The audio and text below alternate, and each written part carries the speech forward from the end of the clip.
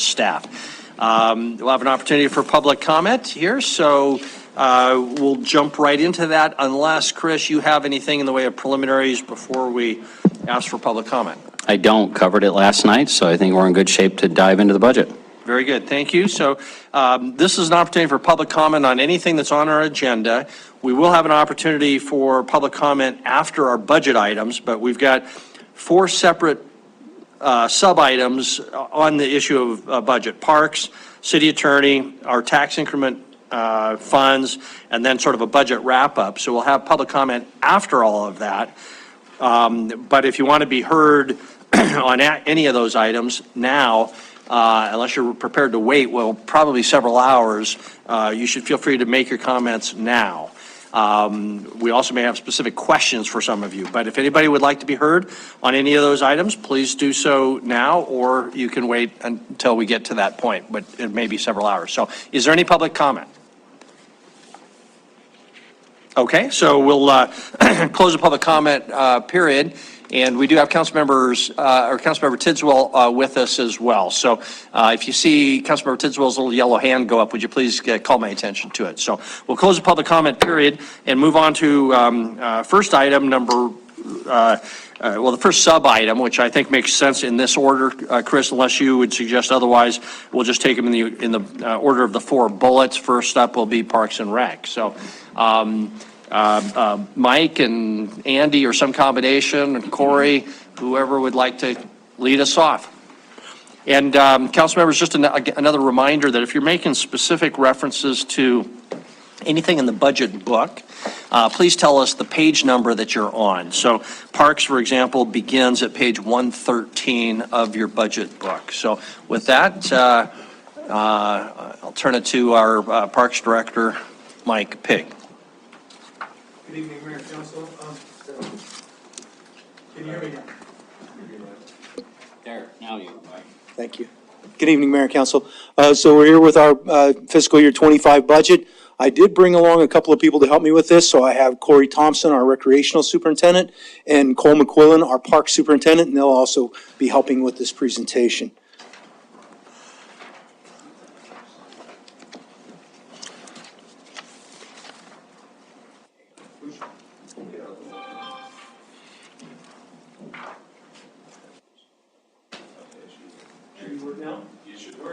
Thank you, Andy. So as we were setting our budget this year, we had a number of goals that we were keeping in mind. And of course, first in our mind is always crime prevention. That's council's #1 goal. So we were trying to find ways that through our budget, we could start taking and helping do our part in the crime prevention. So we're looking to activate more parks, do the SEPTED implementation. Also then we were looking at recreational opportunities that we could add that would make an impact on crime prevention. And so we were also looking at all age groups that we could make that impact. So as we go through our presentation here, I hope you'll see that we are using a number of these goals to influence our budget. And so with that, I'm going to hand it off to Corey and allow him to go.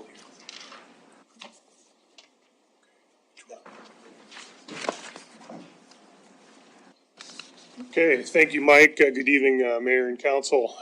So as we present our budget today on FY25, we want to go back and bring some highlights for our FY24 season. And again, in recreation, we talk a lot about seasonal and yearly participation. So you'll see some different participation numbers flash on the screen, some fantastic pictures of a lot of our programs.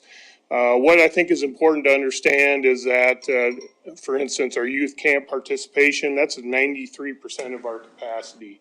We see consistent participation in our youth sports, our adult sports leagues. We've seen a 23% increase in our senior wellness programs.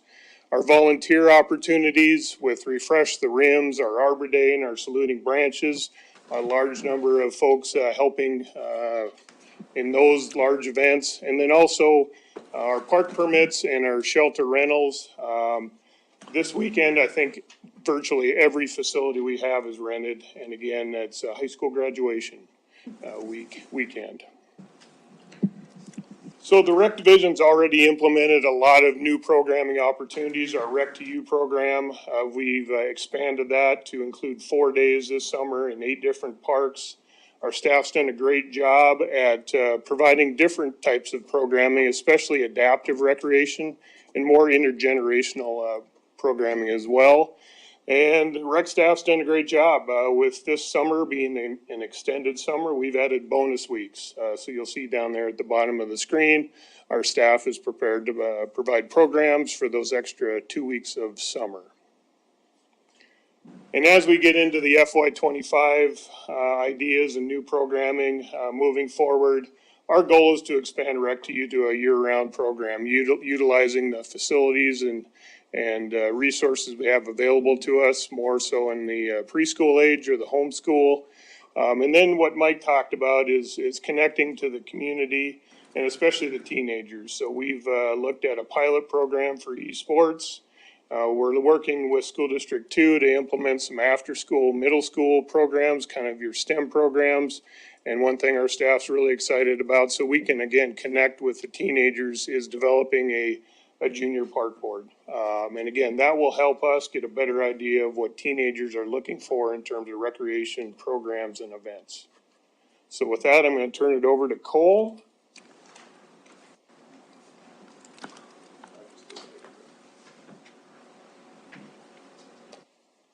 All right, good evening, council and mayor. Kind of a look currently where we're at and where we're finishing up on FY24 projects and stuff in the park. Some pictures going through are some of our new playgrounds that we've got replaced here in the last year. As we go down the list here, I'll kind of give you a little description. That's an example of a new pump station we put in at Gorham Park. These are the tennis courts at Pioneer Park that we're just getting ready to start construction, and then we'll be breaking ground here at Castle Rock Park here this summer. We just took delivery of a new pump station. That kind of gives you an idea of what an automated system looks like. That's actually at the Mount View Cemetery that we manage. So that's one of, probably 24 different pump stations throughout the city that our staff maintains. We got Arrowhead Park Playground, North Park Playground, restroom, Poly Vista. We're just getting ready to start phase 2. Highland Park Playground will probably be wrapped up here by the time the kids get out of school this spring. And then we're getting ready to open up another irrigation project at Grandview Park, which is up by the hospital and the college. So we're wrapping up the Gorham Park one, and we'll be starting the Grandview one. So we're always moving and always starting stuff and finishing stuff kind of at the same time. So one of our big drives is efficiency and improvements for staff and time, labor cost, and improve the efficiency that we can get through the parks and get our work done. We use, hand-me-down trucks from other departments. We do work during the winter on playground demolition, so then we can come in and have a contractor install the new ones. We'll come in and do fall protection. We'll install with the PUD department pump stations, and then our staff throughout the season is always jumping in, helping out with projects as we're getting ready to wrap up. So this is right before we put the fall protection in at Rose Park Playground a couple years ago. And then maintenance is always a big one. And then the last chart there, we just got that from the water department here last week. We were asked to cut back on our water use throughout the city. So the chart on the right is a 5-year average of some of the main parks. South Park, Optimus Park, Terry Park, Sprayground, Castle Rock. So kind of your major parks that run off city water.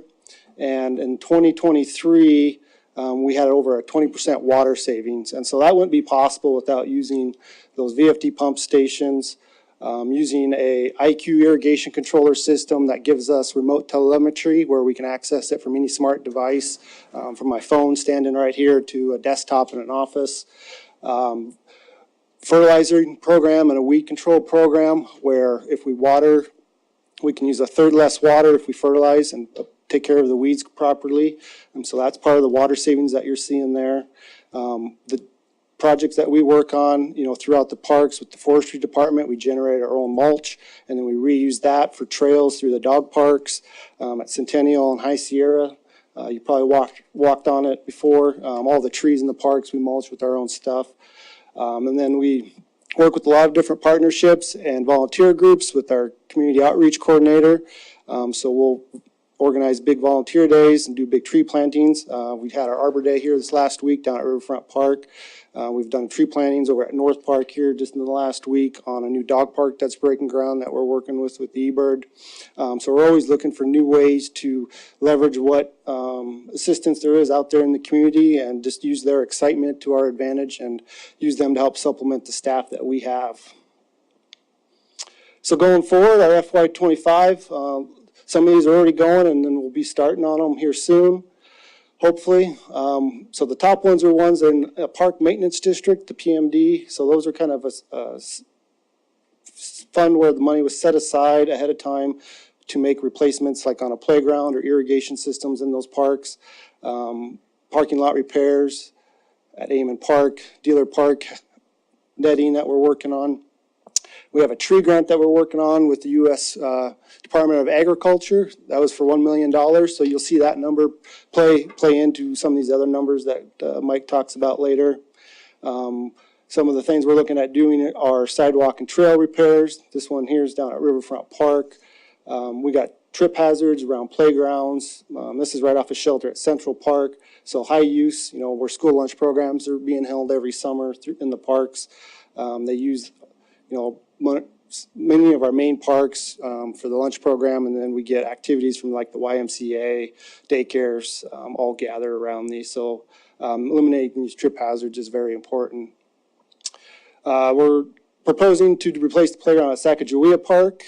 We got extra funding to go into the Poly Vista Park playground project that's ongoing, part of the phase 2. We're currently in the process of paving the parking lot to finish that parking lot from the original design from phase 1.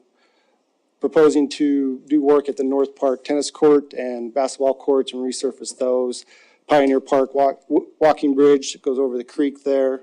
South Park pool, design and planning. And then something that was new for us is the move to City Hall. That'll be the first time that we're paying rent for that for the Parks Department.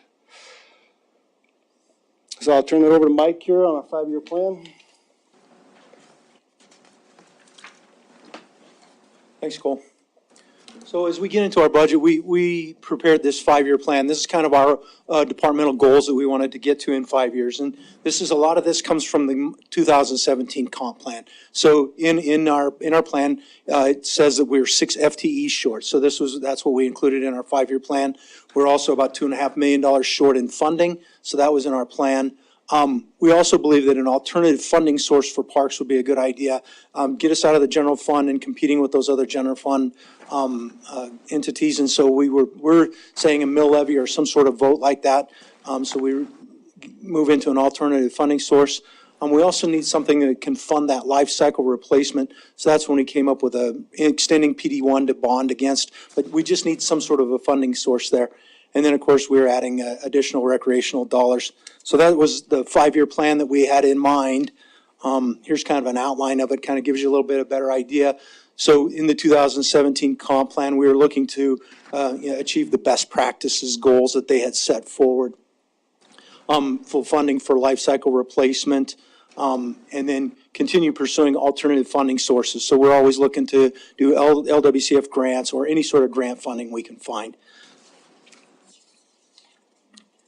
So this was our approved CIP. So those were all the projects that were included in the CIP to start with. And as you can see, that's fiscal year 25 is where we're looking. Then when we got into our proposed budget, so in fiscal year 24, we had a $12.7 budget. We originally requested $14 million, almost $15 million, which would have been a $2 million increase. Through an adjustment process, we worked with administration and Andy because we got to present a balanced budget, of course, and so we adjusted that budget down. So now we're proposing a $13.6 budget. That is a $926,000 increase over last year. Some of the things that are included in that's the new spending that we have. So there's a $135,000 in there for seasonal pay raise. That's an adjustment to seasonal. We hire over 250 seasonals throughout the year. We're trying to stay competitive with other organizations, so we've included a pay raise for them. It includes an inflationary increase for operations and maintenance. This would be like fertilizer goes up in price, irrigation parts go up in price. We have to cover those. There's $159,000 worth of new projects in this. That's to pilot the esports center. It's to expand some senior programs that we're offering, and then also take that Rec to You programming to 4 days and 8 parks, and also extend it throughout the full year. In this, there's some projects that we have, and so as you see down there, you have Stagecoach Trail, Sidewalk, North Park, tennis courts, all of those. With Stagecoach Trail, that one is funded mostly with the grant, and then also we have received a number of donations. TrailNet was generous in a donation, and just the other day, we received another word of a donation coming from the T-Bit, and they've offered up $90,000 to come against that match fund, and so we want to thank them for that, and they came here tonight to help us with this presentation, so we appreciate what they've done. Some things that weren't funded in our request, so all of the staffing is cut out, so I have 0 new FTEs in this budget. They were all removed. Also, out of the operation maintenance, we cut another $216,000. Most of that was for vehicles for those new employees, but there was also an upgrade to, or we were trying to work with high school baseball. They're coming to our parks and they're going to play on our parks. And so we were going to help with some of the maintenance items there and upgrading those fields. That funding was cut also. And then out of the project budget, we cut the cemetery spreading garden, Stewart Park playground, and we'll cut the trails and sidewalks, and I'll show you that here. So here's what our new FY25 CIP would look like. As you can see, we've completely, I don't know why it looks like that. It says we eliminated South Park Pool, but we didn't. That's it. What was eliminated out of there, I apologize that it isn't showing like it's supposed to. So we cut out of that Stewart Park playground. We cut the trail funding in half. We cut the sidewalk repair funding in half. And then, of course, we removed the spreading garden. I apologize. I don't know why that slide did that. It's a formatting error of some sort. Still in there is, we still have the forestry grant, the North Park tennis courts, Poly Vista, the $200,000 to match with what they're spending, and then there's still $45,000 in the sidewalk repair and the trail repairs. So when you get down to it, our fiscal year request, our budget this year is $13,600,000. That is a $926,000 increase over last year, but you got to remember in that is also that forestry grant. So there's $1 million forestry grant that is reflected in that budget number also. And with that, I take any questions. Very good. Thank you, Mike. I'll start, I guess, in the list on the CIP, I noticed that the Stewart Playground that was going to be cut this year is now, that I didn't find it anywhere in the CIP, and I'm thinking that's an oversight as opposed to, maybe it should have been moved to the next year or a following year. Do you know? So I think if you look at the FY25 CIP, it is included in there.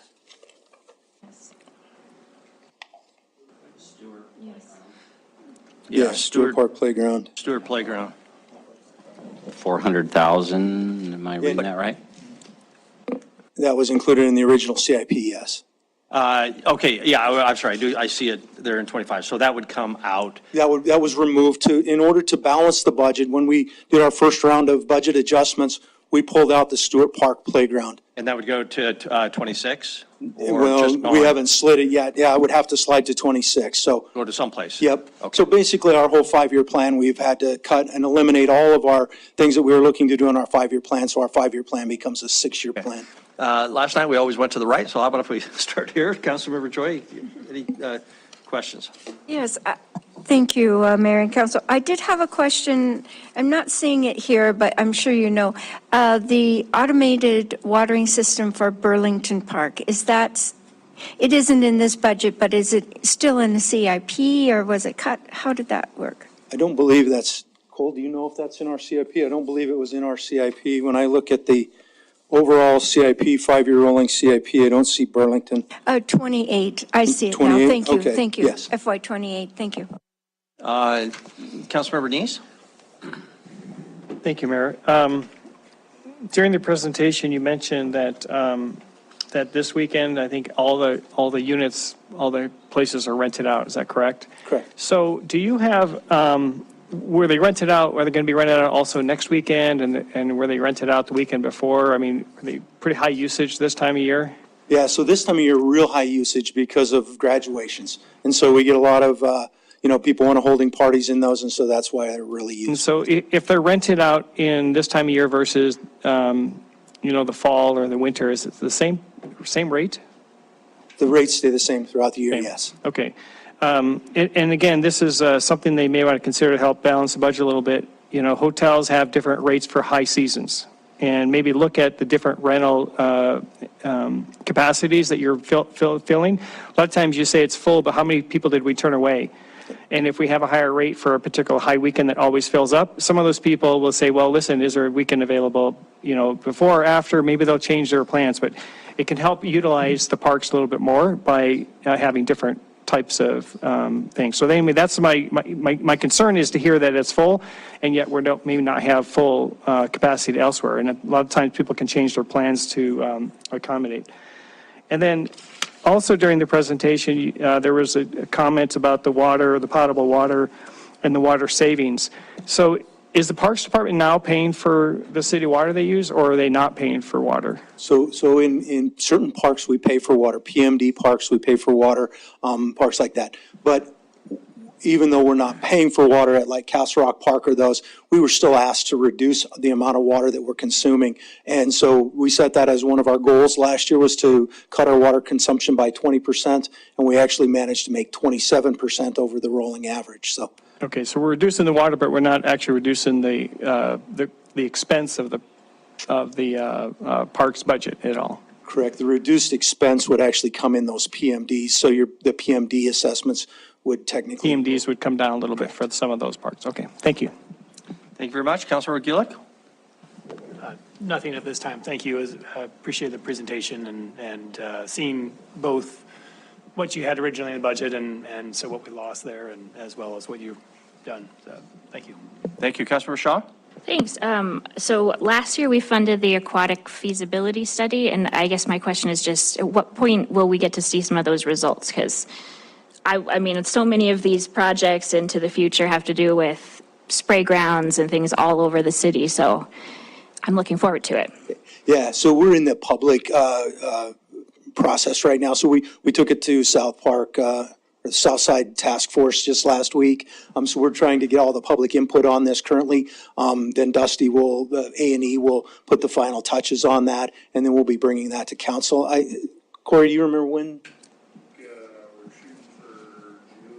We're shooting for middle of June, so you'll see that coming here real shortly, yes. Okay, awesome. Thanks. Thank you very much. Councilmember Rupsis? Thank you, Mayor. Mike, I just want to make sure I understood you correctly. You said you have a $900,000 increase this year. $1 million of that was the tree grant, which has its own special $1 million revenue fund.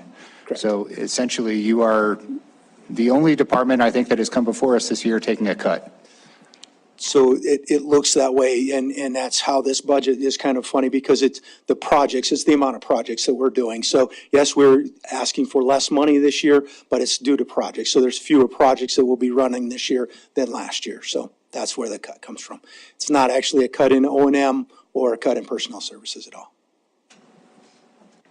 It is, though, that you showed on your slides, you are cutting. From our original request that we took to city administration and Andy, and then we do budget adjustments come off of that to get to a balanced budget, yes. All right, thank you. Yes, thank you. Councilmember Boyette? Thank you, Mayor. I got to be with Mike Pigg at the Riverfront Park for Arbor Day, and we had 20 fourth grade classes. So we had several hundred sopping wet kids. And my question is, did they all get dried out? I didn't get any complaints from parents, so I'm assuming they all dried out and, no athlete's foot problems or anything coming from that. Thank you, Councilmember Assenleiter. Okay, Councilmember Kennedy. Councilmember Tidswell. No, sir, I'm good. Thank you, Mike. Okay, Mike, we're going to go around again. The South Park pool planning has $400,000 in it. As you know, we're looking for anything we can cut. That makes me nervous because I don't know where $10 million would ever come from for that pool. And before we came up with that $10 million, we would know it, and we'd have an opportunity to do some additional planning. Although we certainly, in order to attract private interest and funding, we need some level of understanding of what it is we could potentially do there and what it would cost. So is there an option between zero and $400,000? Since $400,000, if you paid an expert $100,000, that's 4 years of a person's life devoted to that. Not a lot of out-of-pocket, I imagine. So that seems appropriate if you've got a project you know is going to happen. It seems premature at this stage. So if we were looking for some savings, could we knock a couple $100,000 off that? So, Mayor, I do believe there's some savings there we can make. As has been pointed out in the past, we have kind of gone about projects backwards in how we look at this, and we always try to go with a dollar amount, and we don't come with the idea or the concept. So I think we need to get a good nail down on the concept of what we want and what we think the price is going to be before we go to full design. So I think that first initial scope of work is very important, that 400,000 or whatever portion thereof, to get a concept that we all agree is what we need to look at and the dollar amount that we would be comfortable in spending, and then go to design with that and continue to value engineer until we get to that dollar amount that we're comfortable with spending on that project. So does it really take $400,000 to get to concept and call it rough cost? Mayor, we saw a rough cost come out of the A&E study that wasn't very good. So I think, the more you spend, the more accurate you can get that design or that concept to a designable phase. So I don't know. We put the 400,000 in as kind of a halfway point of what we thought it would cost to design the thing, figuring, you're about 10% on your design costs. That's kind of where we went with that, got that number. Okay, thank you. Councilmember Joy? Thank you, Mayor and Council. I wish you would go back to the slide that has a 5-year, it's a 5-year plan, but it isn't the slide we have in our, on our agenda. I think it's a different one. Oh, thank you. So I wanted you to talk a little bit more about this slide. Is considering the challenges that we have, you have some different numbers out there. I just would like you to explain that just a little bit better so that I understand what you're thinking of in terms of meeting the challenges of funding within this 5-year plan. Thank you. Yeah, thank you. So with the 5-year plan, that basically comes straight out of the 2017 comp plan. And in the comp plan, for additional parks FTE, it identifies that we're deficient in FTEs by 6 currently. So this was our way of going about getting those 6 employees. And then it also identifies $2.5 million in a deficit of spending on O&M. We didn't put any O&M spending in the first year because if you don't have the bodies, it's really tough to spend any dollars. So that's why we front-loaded it with 4 employees. We were looking for a funding source that we could fund capital projects out of. Since it was still in existence and we thought bonding against PD1 would be a very viable option for that funding, that's why we put that in year 1 so that we could then start down that process of doing South Park Pool. If you look at fiscal year 26, then we would start adding in those dollars for O&M, but also then we were wanting to look at a way we could be funded outside of the general fund. That's where the mill levy vote would come in, some sort of a vote. And this was just what we chose, was a mill levy, thinking that would get us completely out of the general fund, that we're not having to compete with public safety. Then we start adding in some additional rec programs as our facilities start to get built out that the PD1 would have funded. Then we continue to roll through year 27 through 30, which would have been that to get us to that $2.5 million worth of deficit spending deficit now that we have in O&M. And then also we pick up 2 more FTEs in that time frame. Thank you. Yes. Thank you. Any other questions on this side of the table? Any other questions on this side of the table? Thanks, Mike. Chris.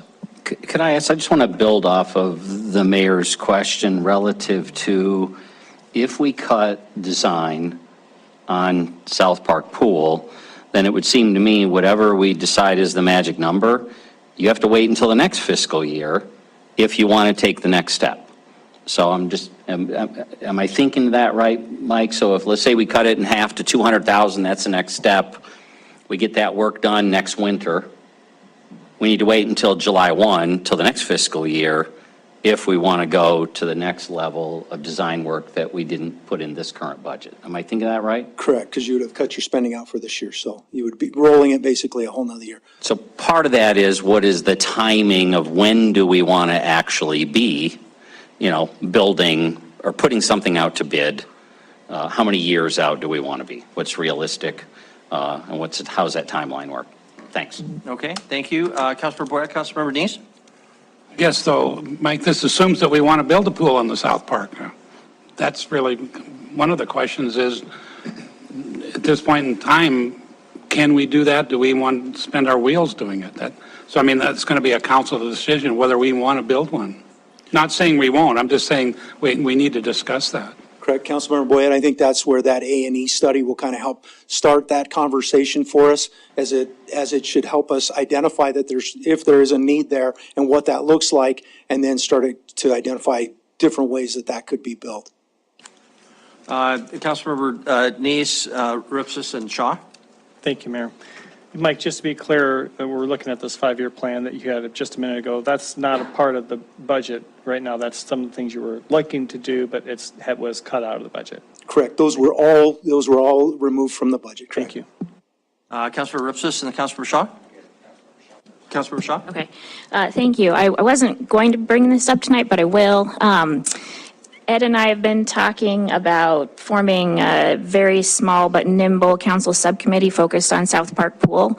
I think Councilmember Aspenleiter has expressed an interest in helping with that, and as the 2 reps of Ward 1, we feel very passionate about getting this conversation going. So our request would be, and I was about to just message Chris and I've talked with Mike Pigg about it, and he says thumbs up, to form a council subcommittee so that we can, an ad hoc one, not a permanent one, but just so we can meet a few times and really dive into it and then kind of report back to council on what we've learned and different funding options and things in conjunction with the budget committee, obviously. So just to throw that out there we've been trying to talk about how do we move this conversation forward, and I think that could be a really good path for us. So that's going to be my recommendation. And I would certainly applaud that and encourage that group, if it's formed, to not try to jump to just the ultimate question about what should be built, but how do we even go through the investigation process, and what would that cost to have various levels of study, I guess. Councilmember Ripsis, you have any? Nothing on South Park. If anybody has anything else on South Park? Okay. Councilmember Kennedy said he did. Do you want to defer to Councilmember Kennedy? Okay, Councilmember Kennedy. Thank you, Mayor. Mike, we've talked about studies and doing all these studies and all these, a lot of studies go in the closet and collect a lot of dust. Why don't we look at $10 million for South Park Pool and look at a design build? Councilmember Kennedy, that is definitely an option. We found that we don't always get the most public input on that, and so it don't always, writing that scope of work and stuff sometimes gets difficult to make sure that you're getting what the public input is on that. That's why these studies, I think, are important, kind of guiding that. But there is definitely an option there of doing a design build. I think you lose some control there, but yes. I think if you talk to the people at the South Park Task Force, and I'm sorry I missed your presentation the other night, and most of the folks on the south side and over in Ward 3 too, we also, would like to see a savings of money and not put a lot of money into studies. So just something to think about. Thank you very much. Councilmember Ripsis. Thank you. Mayor, Mike kind of teased a new donation in his presentation. I wonder if it would be appropriate to ask if Alex Tyson would like to come up and give us some more information on that. I think, Okay now? I think if you offer $900,000, you're entitled to at least 3 minutes. That's not what that was. It's 9-0, but Oh, what did I say, 90 Right, million? you said 900. Oh. Yes, yes. It's not even late yet. Yes, I'm Shelley. I am a member of the T-Bid, and I also manage the Booth Hill Inn up in the Heights. And yes, thank you. It was voted unanimously by the TBID board to extend a $90,000 grant for the Stagecoach Trail. I know that Alex has explained the process whereby we will be able to do that over a 3-year period. It is wonderful when the purpose of the T-Bid, which of course is to increase tourism in the city of Billings, can mesh with a project such as this that is going to benefit each and every one of us as citizens here in Billings. So we are very excited to play a part, albeit a small part, and appreciate all that you as the city council do as well to make this really happen. Was there any questions I can answer for you? Questions for Shelley? I'm not seeing any. All right. Except I do want to express our appreciation. Thank you. I'll be sure and pass that on to the rest of the board as well. Thank you. Okay, we'll close the questioning period at least to make sure we have an opportunity for public comment. This is, council, how do you want to handle this? My inclination is to allow public comment on each of these elements rather than forcing people to wait to the end. We don't have a huge crowd, so if that's okay, we'll do that. So if anybody would like to comment just on the parks budget, please come forward at this time. No one is, so we'll close the public comment period on the parks component. Back to council. Council, do we move on? Do you want to give instruction to staff? You want to debate something? Okay, then that's what we'll do. Our next item up then is the city attorney, legal department, city attorney Gina Dahl. Gina. Thank you, Mayor. Yes. Okay.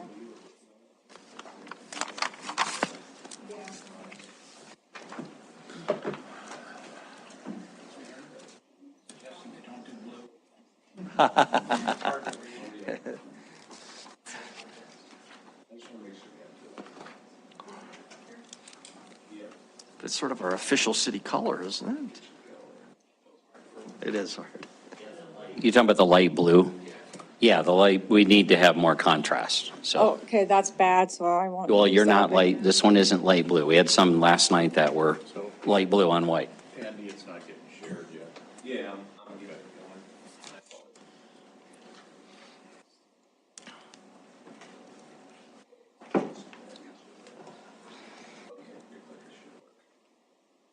Okay, yes, it does, thanks. Good evening, Mayor and Council. I am gonna just jump right into our goals, and our goals, the city attorney's goals remain largely the same as they have been the last few years. We've been focusing on public safety and doing what we can, doing our part to assist with this issue. Over the last several months, our focus has, most of our focus has been with the CGL, the court efficiency study that occurred, and how we can refine or modify or create new processes that will assist with making the court system more efficient. And obviously, our focus always remains, that's why I put that one in red, our focus always remains with the best interests of the victims, prosecuting timely and efficiently in the best interests of justice. And so that's the focus of our goal, and I am really proud of the team that we've assembled in the city attorney's office and their dedication to this goal. I actually asked them to help me with this slide because They had so many things that they do on a daily basis that I just can't even keep track. So I'm only going to touch on a few of them, and I probably won't do it justice, but there are a lot of things that they are all very proud of as well. And first of all, a lot of these really closely align with the goals that we set for ourselves.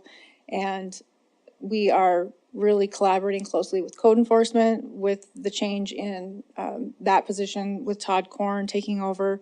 He has been working very closely with code enforcement. They really are working hand in hand very efficiently to move those cases through. He's giving them fabulous guidance and advice, and those have been moving along quickly, and more of them are getting through. We're also implementing some workflow processes and procedures.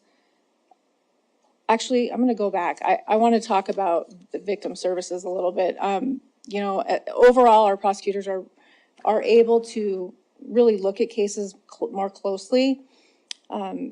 They are being more fully staffed. It gives them more time to look at the individual cases. They can be more thoughtful with their decisions, whether to file cases, whether to revoke a sentence, things like that. I think our warrant request numbers are getting much better. They're much more under control than they have been in the past, and you'll see some slides coming up about that. They are resolving cases more quickly, turning them over quickly with having less of an active caseload. As far as victim services, Ben, who writes our grant we have two grants in our office. It's a VAWA grant and a VOCA grant. Ben writes those. The VOCA is a 2-year cycle, and so he just recently wrote the grant application for VAWA, and he analyzed something that he hadn't before, and I just wanted to share it with you. So collectively, they had, within the DV unit, they had 120 different victim meetings between October 1st, 2022 and September 30th, 2023. And 18 of those meetings eventually led to dismissal of a case. 5 are still pending, and 13 ended with deferred prosecution agreements. So I think it's kind of impressive that 84 of them led directly to an abuser pleading guilty to the underlying offense or offenses, and that's a 70% success rate.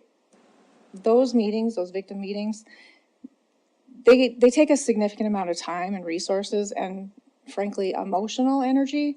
But I think that the approach that our DV unit takes with victims on the front end is really well worth that investment that they make.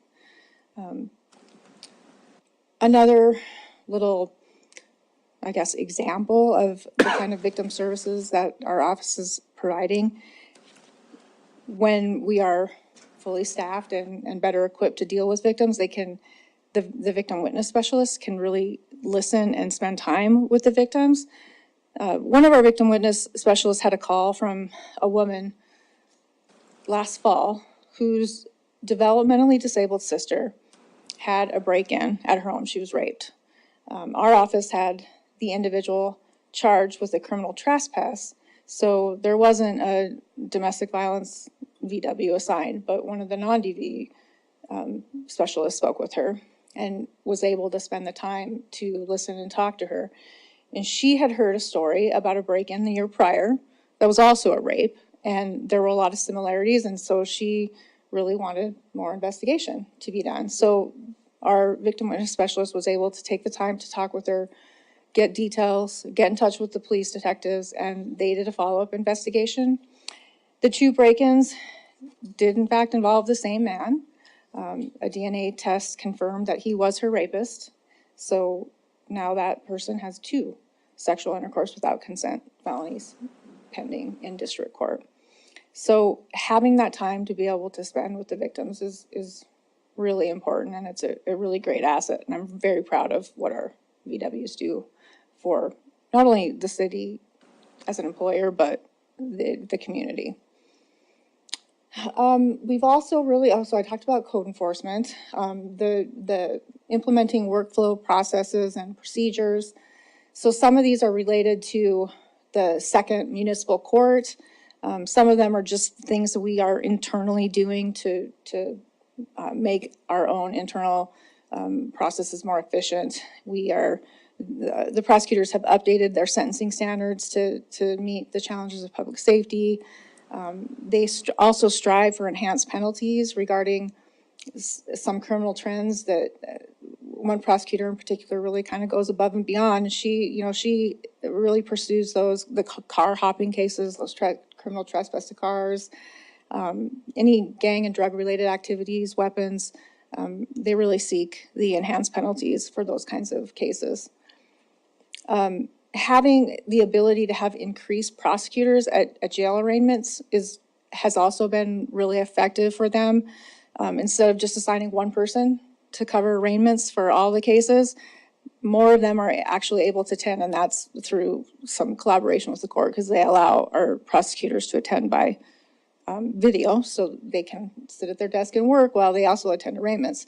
And when they do that, they're able to make arguments more fine-tuned to the case, regarding bail conditions or bail amounts, things like that, so that they're really able to better promote public safety in those ways. Our prosecutors are also working really hard to not only get cases charged, but to get plea offers out right away, so that these cases can, goes along a little bit with the CGL study, but we were also trying to move towards this anyways, getting plea offers out at the very inception of the case, or at least before the omnibus hearing, and we're getting cases resolved on the front end, and then avoiding the backlog that results in municipal court. Another really important and effective tool that we have implemented this last year is direct filing with police officers. That saves our prosecutors time. For example, there are a lot of situations where a person commits an offense and they take off, for example, a partner or family member assault. They assault their partner and they leave the residence. Officer would show up and do their investigation. And even if they were to determine that there was sufficient probable cause, they didn't charge it at that point. They would send it to our office for review, and we would have to draft a complaint and issue a warrant. But we've worked out a process where they can and do directly file those with the court, so that we don't have to, it doesn't sit on our desk waiting for the prosecutor to get to it, to read it, to draft those documents and get them filed. So they are directly filed, and that has improved a lot within our domestic violence unit as well. Our prosecutors are increasingly coordinating with local, state, and federal law enforcement partners. Our prosecutors are working with the probation and parole office to get better information regarding inmate location transfers, the kind of releases of information about their completion or monitoring their treatment, any conditions that may be required of their sentence. And this kind of information helps determine if our office needs to file a revocation, if they're compliant with the sentence in municipal court, things like that. So that's, those are the increased coordinations that our office is doing.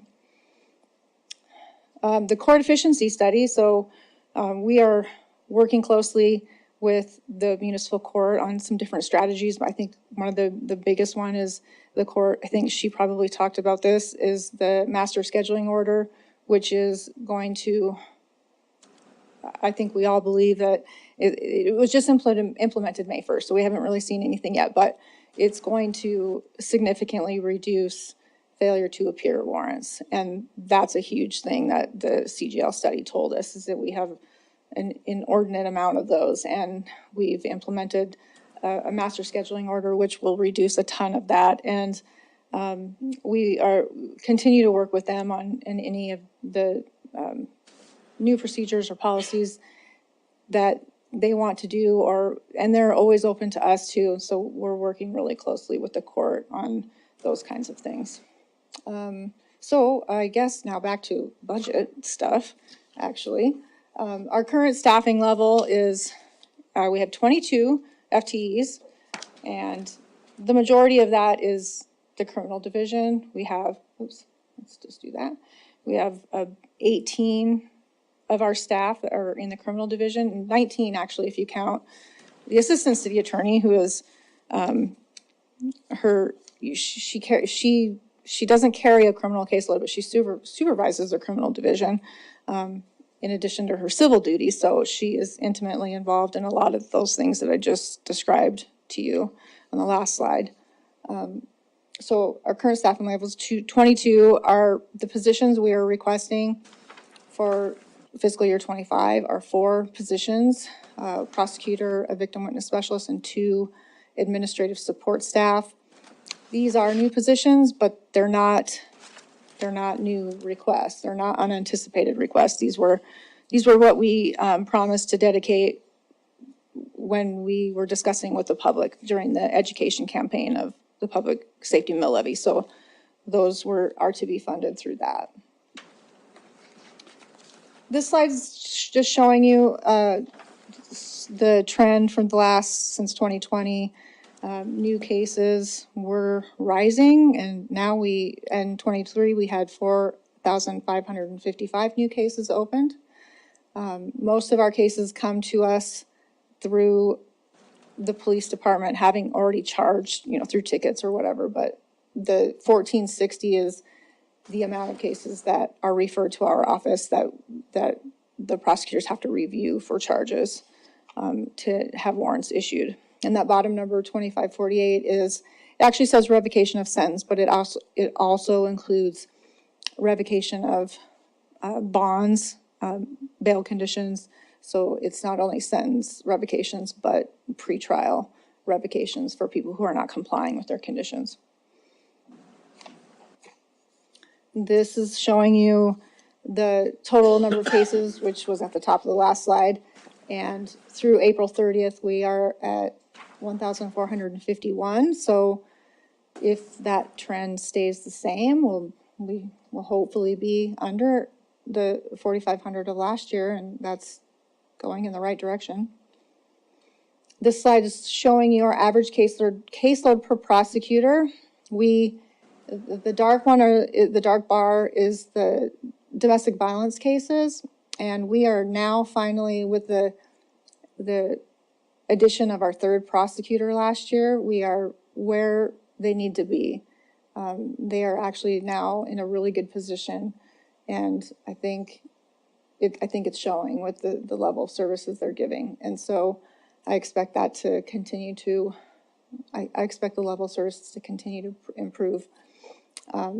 Our non-domestic violence cases, they're carrying a caseload of 894 per person, which is still more than we want to see. We want them to have a little bit more manageable caseload. But as soon as we become fully staffed, I think that's going to improve significantly. This is showing you the amount of domestic violence cases as an entire category, the cases that we have received that were referred to us, and the amount of cases that we were actually able to file. So we are moving up. That number is much better than last year, and I believe that will continue to improve. It was 45% last year, now it's at about 59%. This one breaks that last slide down even more. The first column is the cases referred, so if you were to add that one up, it would be the 907, or it would be the 973, from the last slide. And that second column would be the 574, but this breaks it down, showing you how many, for example, how many partner or family member assault cases were referred to us, and last year, that is, and they were able to file 380 of those cases for a 60% filing rate. So it just shows you that for violation of no contact orders, violation of order protection, sexual assault, privacy and communications, and stalking. Gina, could you just tell us what those acronyms mean, VNCO and VOOP? I think most of us know partner family. Yeah, violation of no contact order, violation of order protection, partner family member assault is the top one. Thank you. Yep. And this slide is, moving on to, so now out of our criminal slides, we are into our public records requests, which are just going crazy. that just has, as you can see, is continuing to rise, and this year is even more. I think if that trend remains, and we get about the same amount for the rest of the year, we'd be at 624. I don't know that's where we're gonna be, but the public records requests have increased significantly. I think that's just a trend we're seeing everywhere, and I think that's going to continue. So, the city attorney's office budget primarily consists, obviously, of salary and benefits. There's about 11.6 of our budget that covers operations and maintenance, but the bulk is 80.7% of our budget is personal services. The budget does include the VOCA and VAWA and fines and forfeitures, grant revenues, and has an overall increase of $503,943 compared to what was budgeted for fiscal year '24. That's obviously due to the additional staffing positions that are requested, the 4 additional positions. Last year, we were awarded the VOCA grant, which is a 2-year cycle, and this year, our grant application is requesting more additional funds for the VAWA grant, the Violence Against Women Act grant. So that was just submitted. We obviously won't hear till, I think July is usually when they notify. So looking forward, our office is really facing a lot of exciting opportunities as well as some challenges. I think our biggest challenge at this point is would be staffing the arraignment court. We did include, we included a budget request for a prosecutor and a victim witness specialist to staff that. It's difficult to say how many would actually be needed, but I think at the very least, it's safe to say that at least 1 prosecutor and 1 VW would be required for that. But some of the structure of arraignment court is yet to be seen. So that is kind of an unknown. The technology upgrades are an absolute must, and in my opinion, should be addressed as soon as possible. It is a big ask, and our office is just a small part of that whole picture. BPD is looking at a major upgrade, but it's very important to the efficiency of the entire system, not just municipal court, not just the internal municipal court, BPD, city attorney's office, but integration of the whole system across the street with the county and their courts and their prosecutors. It's a big ask, but it's essential to achieve those efficiencies that need to be done and to eliminate those redundancies that currently occur. The Family Justice Center is an exciting new opportunity for the community, and our office welcomes it wholeheartedly. I'm really excited about that. At this point, I don't foresee any additional staffing needs or any FTEs because our current level can accommodate what's happening. We are in partnership with the county attorney's office. They are dedicating people. We are dedicating people.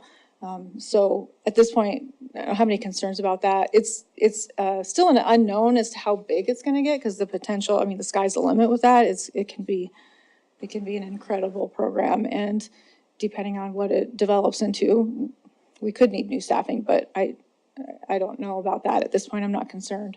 I'm just excited about that.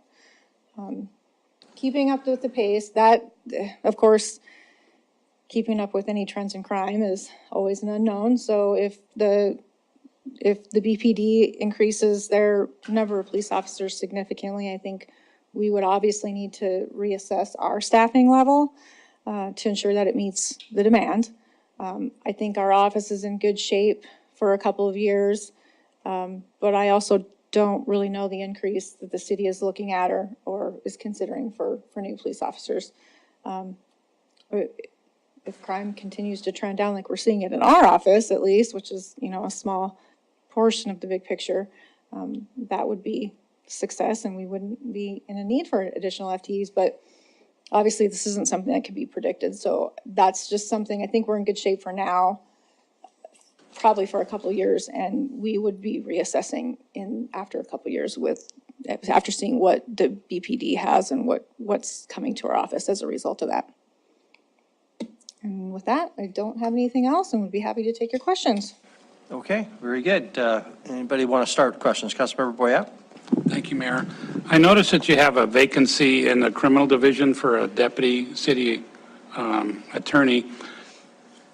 How hard is it now for you to go out into the system and find people to come be deputy city attorneys? Is it difficult? Is the pay difficult, or people don't want to work? I mean, tell us what's happening. Well, that particular vacancy is only a vacancy because of our space issues. So we tried really hard to squish everybody in. We combined offices and we've sent people home to office share as best we can, and we just couldn't squeeze out enough space for one more. So that position was actually authorized previously, but it's been left vacant, and we will get that hired as soon as we move. But to answer the question about how hard it is, it's getting harder for our office, but we've always been very lucky. We pay competitively. Well, at least when you compare it to the county and like the public defenders and some of the other agencies around, we pay competitively, and we've always been able to attract very qualified people and have been very lucky, which is why I have such a fabulous team right now. Good, thank you. Councilmember Rips, we'll go that direction. Thank you, Mayor. Gina, one of the things that CGL said that was squarely in your arena is talking about prosecution-based diversions. And I specifically want to focus on pre-filing because studies show that as soon as somebody has any interaction with the court system and on, that tends to snowball and they'll have further interactions later in life. So best to stop those things before they even start, especially when they're juveniles, young adults, and are kind of receptive to course corrections that could be done through prosecution-based diversion. So I didn't hear anything about that in here. Is that something that you're working on? Is that coming? Stay tuned. What's up with that? Well, we actually already do that. We already have. I mean, that's always been an option, and it's something that our prosecutors have always used, albeit maybe more sparingly than CGL is encouraging. But it is something that we already do. We don't have anything developed as far as you're going to do a pretrial diversion in this case or this case, because cases are so individual and really fact specific that a prosecutor, it's hard to give a prosecutor guidelines and say, in this event, you're going to do this, and in this event, you're going to do that. Because an individual who's charged with a crime, it could be completely out of character for them, in which case they may really deserve a pretrial diversion, or they could have all kinds of background that, you can't divert this person. So our prosecutors already consider that, and it is my intention to have more conversations with prosecutors about that to encourage them to use it more than they are. But I think they already use it appropriately. I think they already deal with the cases that shouldn't go through the court, but that is something that we will continue to address and talk about more internally. But it's certainly not, what I'm telling you is that we already use it. It is already a tool in our toolbox. And I'm not really sure why CGL thinks we don't use it, because I'm not really sure that came up. In fact, maybe Karen can help with that. Yeah, to me, I was I was actually surprised that was a point, because that's something we do already. Do you use, service partners like Alternatives or somebody like that to administer those programs, or how do those work? Or you just give them a slap on the wrist and say, please don't do that again? No, they're generally not. As far as I understand, that's not usually an option for a pretrial diversion. But ones that have been filed with the court, I think that's more of an option. But usually when we're doing diversions, it's often people with very little resources, and especially if it's pre-charge, there's never been anything charged in court, there isn't going to be the same kind of services, grant funds or monitoring type of options, there's some grants out there that provide some of that. So we don't usually require them to have misdemeanor supervision. Unless I'm misspeaking, I'm gonna look at Karen and see, she's agreeing with me. So when you're saying you're doing diversion, where are you diverting them to? Well, it's more of an informal diversion because these are generally less serious charges. Obviously, we're misdemeanors, so it's going to be, the conditions are going to be monitored more by our office. Like you need to complete such and such. For example, you need to complete a chemical dependency evaluation or a mental health evaluation, provide proof to our office.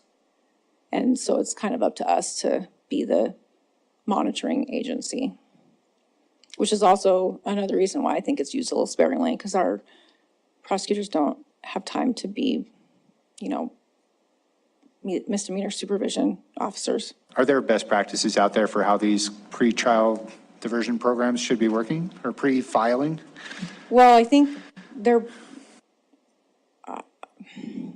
I don't know that there's an agency out there that talks about best practices for pretrial diversion, because I think it's very different in different jurisdictions about how they should do them, but that's certainly something that I can bring back to you if there's something out there I'm not aware of. So I'm sorry, this probably isn't budget related. It doesn't sound like it's going down a budget related path. So I think there's just some more opportunities here to work on this. Yeah, absolutely. We'll work on that more internally. Thank you. Absolutely.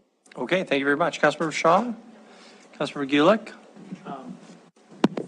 Well, I confess I have not read the CGL study, which I think would be very helpful. I should do that. The question that occurred to me as I was seeing just the different stats, I wonder if are we looking at the right metrics? Like, does the CGL study suggest any metrics to be tracking? Because it seems to me that I don't know whether or not cases opened is the right metric. I mean, you can have multiple metrics to be observing, but it seems like cases closed, ratio of cases closed to those opened, or a ratio of arrests to cases opened, or I don't know. Did CGL study have any suggestions on metrics to be tracking? No, not that I'm aware of. And that's those are really big issues and really complicated issues. And what it means to close a case is a really broad definition. We can review a case and decline it. That's closing a case. We can review a case and refer it back for more investigation. That's closing a case. That's kind of closing case. It's kind of just pending. We could do a pretrial diversion before charging. That's closing a case from our perspective. Pretrial diversion after charging, a different kind of closing a case. Then there's dismissals. There's guilty pleas, convictions through jury trial, convictions through bench trial. So there's different kind of closing. And so I think the kind of easy metrics aren't as easy to do when you're considering all those other factors.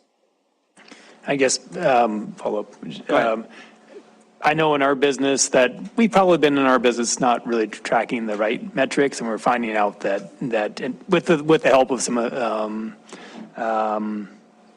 business consultants, that there are some other metrics we really ought to be looking at, and I don't know if there might be something that is recommended that might be analogous for your division, but just a thought.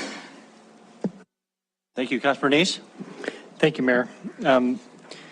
Gene, I was going back to your slide here about the cases, talking about the cases, the ratios and stuff like that. And I recall that one of the reasons we were getting more public safety mill levy money was to fund more prosecutors in domestic violence. And I see that, in 22, it was 45%, which is really, really poor. It's only 45% of the cases being filed. And in prior years, 21, it was 71%, 16 and 17 was, or 16 was 70%. So we're 58% in 23 now. Is that calendar year 23? Not, okay. Right, we're doing calendar year here. So can you explain to me, do we have more staff in 23, if I understand that correctly, but do we have more staff helping out the whole year, or is that number because we didn't have as many helping out? Because I would assume that, you know, that we would get up to that 70% range. Are a you lot- talking about you're talking back to the 2016 number? Why? Yeah, we were 70% with less people filing cases and getting things done, and now we have more people in '23, and we're still filing less cases and have a less percent of that, unless that number is somehow skewed because we only had half staff during that year, because that's calendar year versus our fiscal year. I'm just wondering, what level are you trying to target? Because I would think we'd want to be up in that 70% range or higher, since we're having many more people here prosecuting these cases. We're certainly striving for a higher number. I don't think that 70 is an unreasonable place to be, but it's taking them time to get there. They're working their cases thoroughly, and I'm not gonna, I guess I don't know how to say this. In 2016, I'm not sure that the cases were charged as, I think cases may have just been, there may have been a lot of, let's just get this charged. Okay. And that's simply showing what was charged, and it's not reflecting convictions or dismissals or things So we like could have that. a very low conviction rate in 2016 versus I what don't you're having know now. how the answer to Okay. that, but. And so as Councilman Gulick was saying, is maybe we need some additional metrics to really measure where, how are we doing and how is our prosecutors doing? Because again, when I look at this, I'm thinking, boy, we put money into this. We added more people to help prosecute this, and caseloads went down. And we have some improvement over year 22, but not over 21 or prior years. And so it seems to me like we need to either have a reason why that would not be up in the higher level. I'm not, we can look at more additional metrics, but I guess how I would respond to that is there was quite a backlog, and it takes time to dig through that. And our prosecutors are, I think, working efficiently and very thoroughly. I think that's the best response I can give. So are you saying that some of these cases that have been received, that they're working, were actually received in, say, 22? Could that No, be? what we're tracking in this case is just what was received. I see. In 2023. Okay, all right.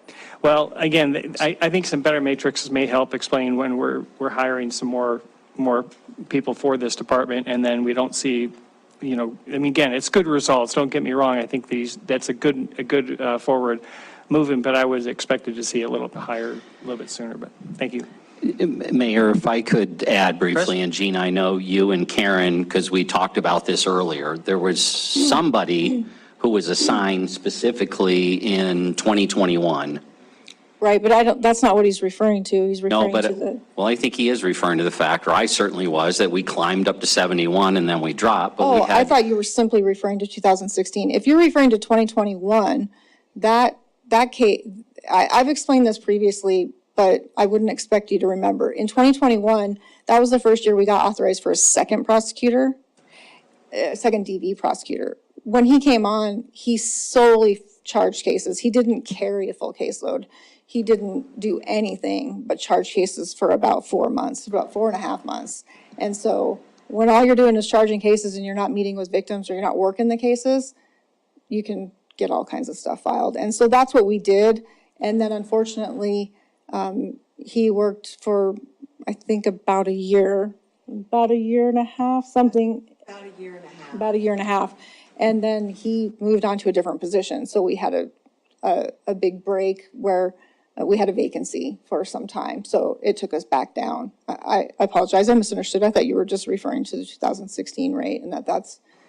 Well, I thought you knew. I thought you recalled the 2021. Yeah. So yeah, gotcha. Okay, thank you very much. Councilmember Joy. Thank you, Mayor and Council. On this slide, too, a question I wanted to ask is, the cases that you receive are from BPD. Is that correct? That's correct. Yeah. So do you know not that this would be particularly your interest, but maybe from a council point of view, it would be kind of interesting information to know how many times that BPD gets called to a domestic violence case, and then we see the number received and then the number worked. And I'm not asking you to make statistics on that. I mean, I guess I'm trying to see across the silo from the prosecution side into the police side, because I can imagine, what I'm thinking is, looking at the number of cases received, that probably isn't a reflection of what BPD is doing on the domestic violence side.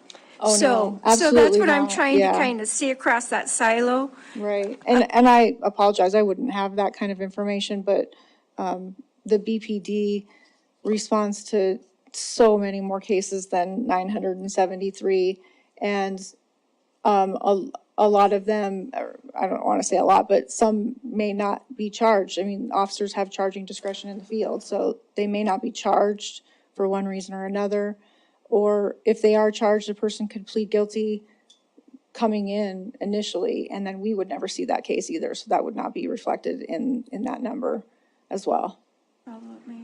Go ahead. So, yeah, what I'm trying to get at is, I don't imagine that domestic violence calls to BPD are actually going down.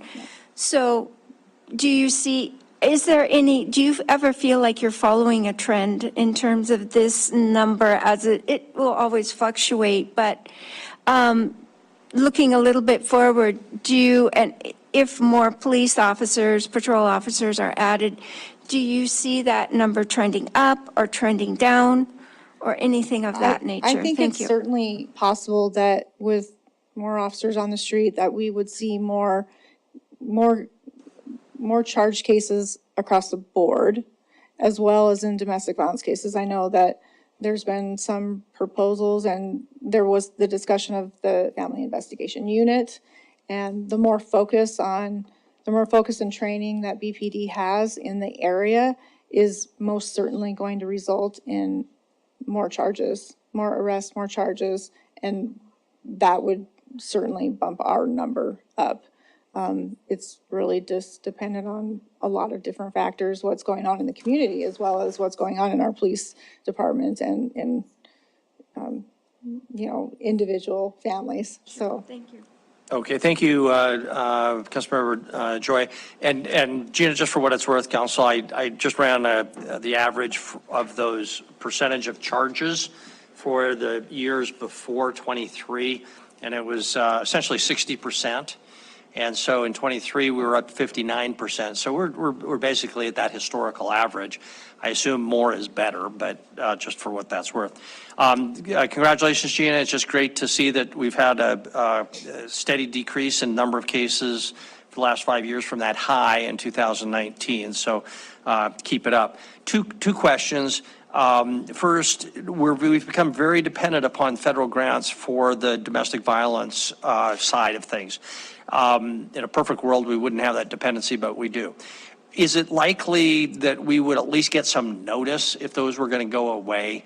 I don't know if you have a way to predict that, or could we be caught completely flat-footed, or the way these things usually work is they let you know a couple years in advance?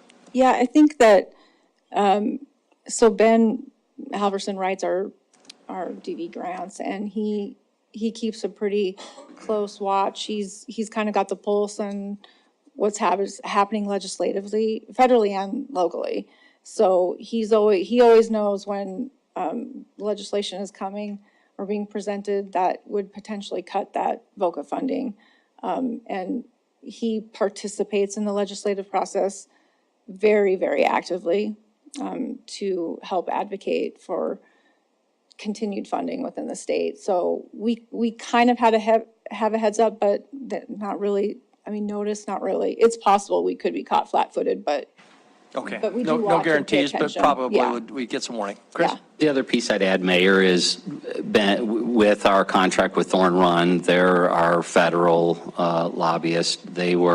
We do the every other month scheduled call. We did that this morning. they will actually be on Tuesdays.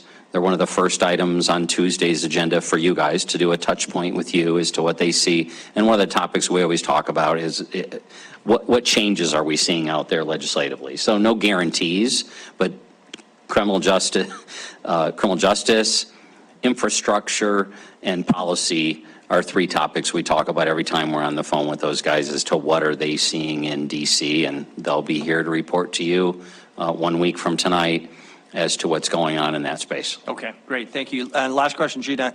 If I understand what you're saying about the arraignment court, it's very up in the air. We don't know what our partners will or won't do. We don't know exactly what that would look like.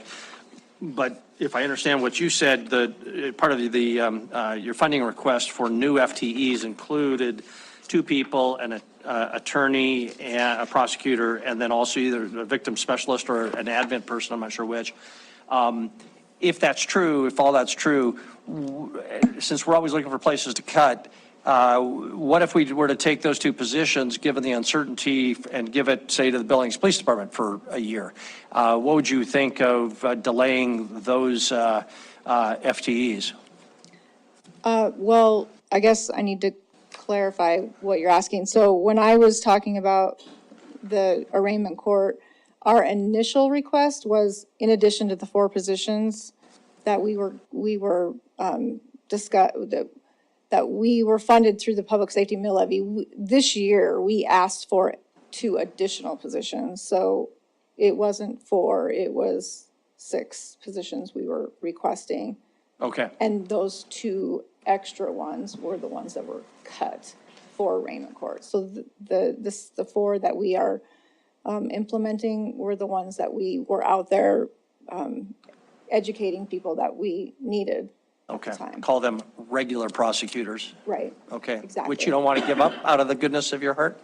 Not really. Okay. No. Chris? And Mayor, I would just add, unfortunately, like the city attorney's office, that similar thing happened in the court's budget too. So the additional staff for implementing and I lost it now, arraignment court is going to require, if the requests from the judge and the requests from the city attorney's office and whatever goes on across the street, and I don't know what their budget, I don't know where they're at, but if ultimately is determined this mid-year that is the best efficiency investment we can make, we'll need to come back to you and ask for some budget amendments relative to adding those staff or shifting staff from something we're currently doing over to that. So they were, like everybody, I think maybe earlier Mike did a pretty crystal clear job of showing you what we cut. That was one of the areas that we cut in order to balance the general fund budget, both court and in the city attorney's office. Okay, thank you very much for clarifying that. Any other questions down here? And I think we got around, so back, anything further? Okay, Gene, I think we're good. Thank you very much. Is there any public comment on the city attorney's budget presentation? If so, please come to the podium. Love to hear from you. Just ask that you keep your comments to 3 minutes. Tell us your name and address. Any public comment? No one is online. No one is coming forward. So we'll close that public comment period. Council, our next item up will be our wrap-up. Is there anything, though, on this topic that you want to? Urban renewal. Or, I'm sorry, our TIF district. Sorry, these very patient folks. Yeah, you go home. We're done. Okay, I'm assuming not. So no one's raising their hand. So we'll move on to our urban renewal funds, our TIF district, tax increment finance districts. And Andy, are you going to start us there? Yes, Mayor and Council. I'll start this evening. Generally just give an overview of the 3 districts as well as our downtown revolving loan fund. And then there's representatives from every district here to field the very specific questions I'm sure you will have. So with that, let's get into it. So as I mentioned, this kind of broad categories, urban renewal funds. It's our 3 tax increment districts as well as a downtown revolving loan fund. The downtown revolving loan fund budget is budgeted to issue $800,000 in loans. We have not had much activity in that fund this year, and that's just because interest rates are pretty high. The the program we have in place, it's basically the prime rate less 1, and there just hasn't been a lot of interest in it lately. I suspect, well, that may change, so we'll see how that goes. So the tax increment funds, we'll start with the downtown tax increment fund, a total budget of $3.3 million.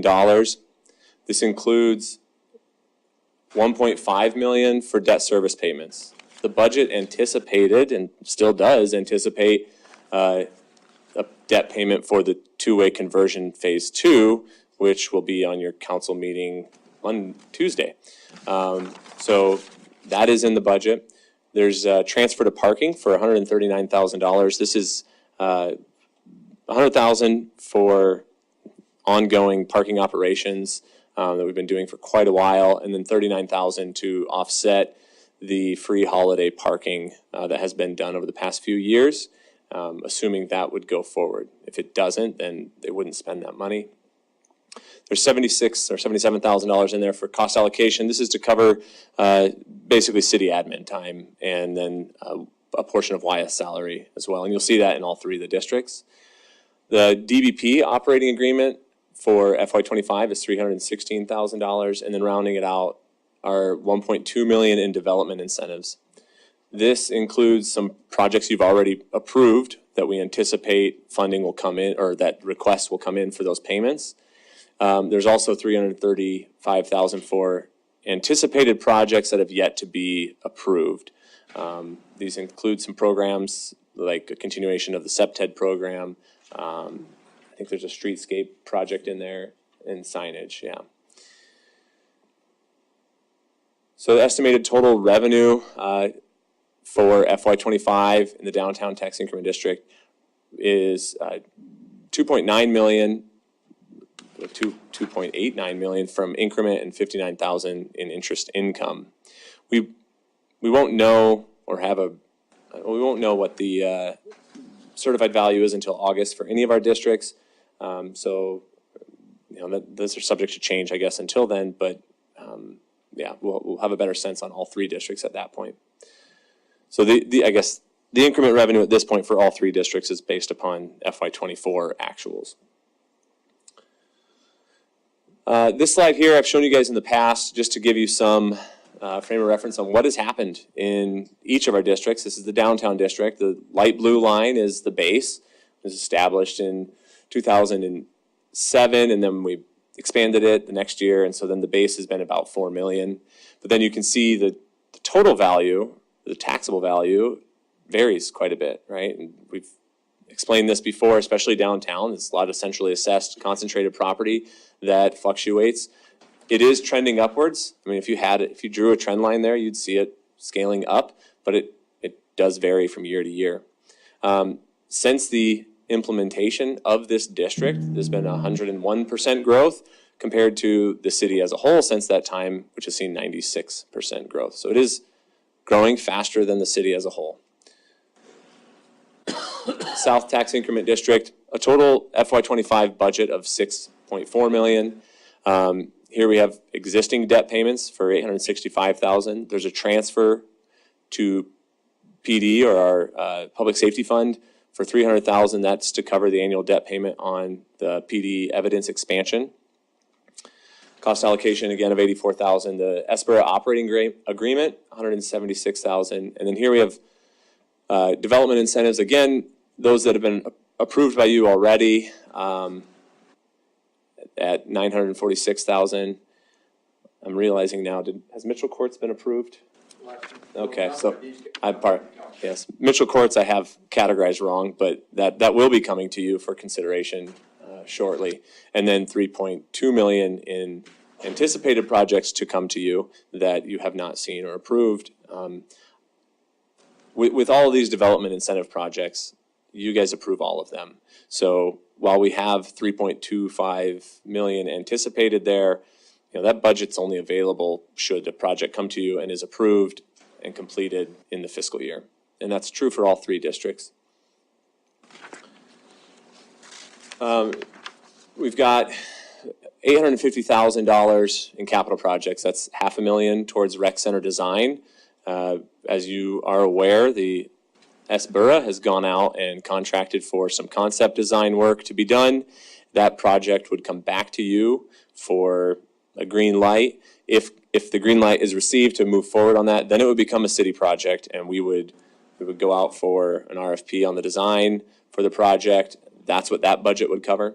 There's $350,000 in there for Optimus Park lighting as well. I do want to highlight that the South Tax Increment Fund does currently have a fair amount of cash on hand at $5.1 million. Obviously, the rec center being the big project, should we decide to move forward with that, I would imagine a substantial portion of that cash would go towards that project. Annual revenues here about 4.6 million, and because of the large cash balance, higher interest income is anticipated. Oh, well, I should have picked other colors for that one, but the base there, you can see right around about 7 million. And here the taxable value in this district trends up quite a bit. We've seen almost 97% growth in this district, and the city over that same amount of time, about 76% growth. And then finally, the East Tax Increment Fund, annual budget of $2 million. I'm not going to read through all of them here. It's the same exact stuff, but development projects there at $955,000 with anticipated projects at $835,000. And then there's some, anticipated sidewalk and street improvements for $439,000 in that district. Much smaller than the other two, total annual revenue of about $1.3 million. Here again, the same chart. This district has seen 100% growth since its establishment in 2007, and where the city is 86% over that same time frame. This here just shows the comparison, all three tax increment funds side by side, just for your reference. I think that's my last slide. Again, representatives from every district here to answer detailed questions, and then anything specific to the budget, I'm happy to take care of as well. Very good. Thank you, Andy. I'm wondering whether our representatives from the districts want to chime in. We can be dependent upon questions, but I'm thinking, why don't we start with this? The downtown will just ask you, do you have anything you want to tell us before we open up for questions? And then we'll ask Sabura and then Ebert. Katie, anything? We're just prepared to answer any questions. Okay. Very good. Dick, for Sabura, anything? No, I can update you on where we're at on the rec center if you'd like to. I think that would be valuable if you wouldn't mind, but would you come to the podium, please? Good evening, Mayor and council members. I'm Dick Zera. I'm the paid consultant to the Southside TIF District. I live at 3039 Golden Acres Drive in Billings. You guys, I was back here not too long ago, and we haven't hired a collaborative design to take the project from $113 million down to what we can afford, and they are just finishing that, and I would assume that'll be done in the next 3 weeks. That we'll have that portion done. I'm meeting tomorrow with Mike Mayotte, and we're going to try to come up with a management plan. We've looked at several things, including the YMCA, to see if they would want a management. My board's not real excited about that because they don't want to turn this project into a daycare. And so we're going to come up with work on a management plan. And I talked to Alex Tyson today, and they're still interested in helping us with the operating budget. And so, again, my goal has been, and the one we have planned, is hopefully we get city council approval for this project, and that we will be able to start digging sometime next year between May 1st and June 1st. And we'll do it without a bond issue, we'll do it without a mill levy, and we'll have a management plan in place and a maintenance, an operating budget plan. But it should be something happening in the next 30 to 45 days, so that we'd be back here for you. Okay. And I can answer any questions about my district if you'd like right now. I think we do. Councilmember Kennedy. Dick, would you explain a rec center of what's actually going to be in What it? we're looking at possible, well, I'd like to have it all, but that wasn't possible. So right now it's looking pretty pretty good that we'll be able to get 4 courts that convert to 8 and maybe a sheet of ice, or, you know, if some people would rather have a swimming pool, that'll be up to you guys, kind of decide what you'd like to see. We'll give you a breakdown of what each will cost, but we're pretty sure we'll be able to get 4 courts to convert to 8, along with meeting rooms and locker rooms, concessions and things like that, which will be a real boost to our community, bringing a lot of business. Very good. Thank you, Councilmember Joy. Thank you, Mayor and Council. I just had one question, and maybe this is for Director Zeller. On the operations and maintenance page slide, which compares the 3 districts, or has each of the districts, the O&M for the South Billings is $4.4 million. Could you explain that, please? I'll let him go. So, Councilmember Joy, the development incentives are within those operation and maintenance dollars, and that's why that one's so high. Because they are not city assets in most cases, they're not a capital outlay item, so we classify them as operations and maintenance. If I'm going to go back.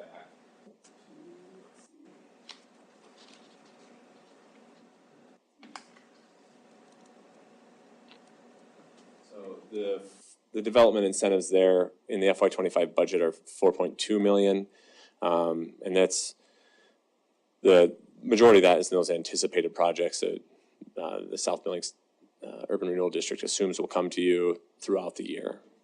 Thank you. Mm-hmm. Okay. I have additional go ahead. questions. I have an additional question for Mr. Zier. I wanted to ask, as you know, this is a common theme in the Suburra. Where does the public involvement or the public, I don't know, I guess scrutiny come into where you're going to, the discussion on a management system or a management plan? When you, as you know, there have been many comments here at council and also at the Suburra boards where there have been people who have asked, where does the public involvement come into these discussions? Thank you.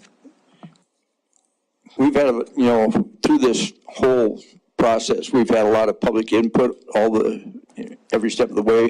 We've brought in the swimming people and talked to them with the architect to get their opinion.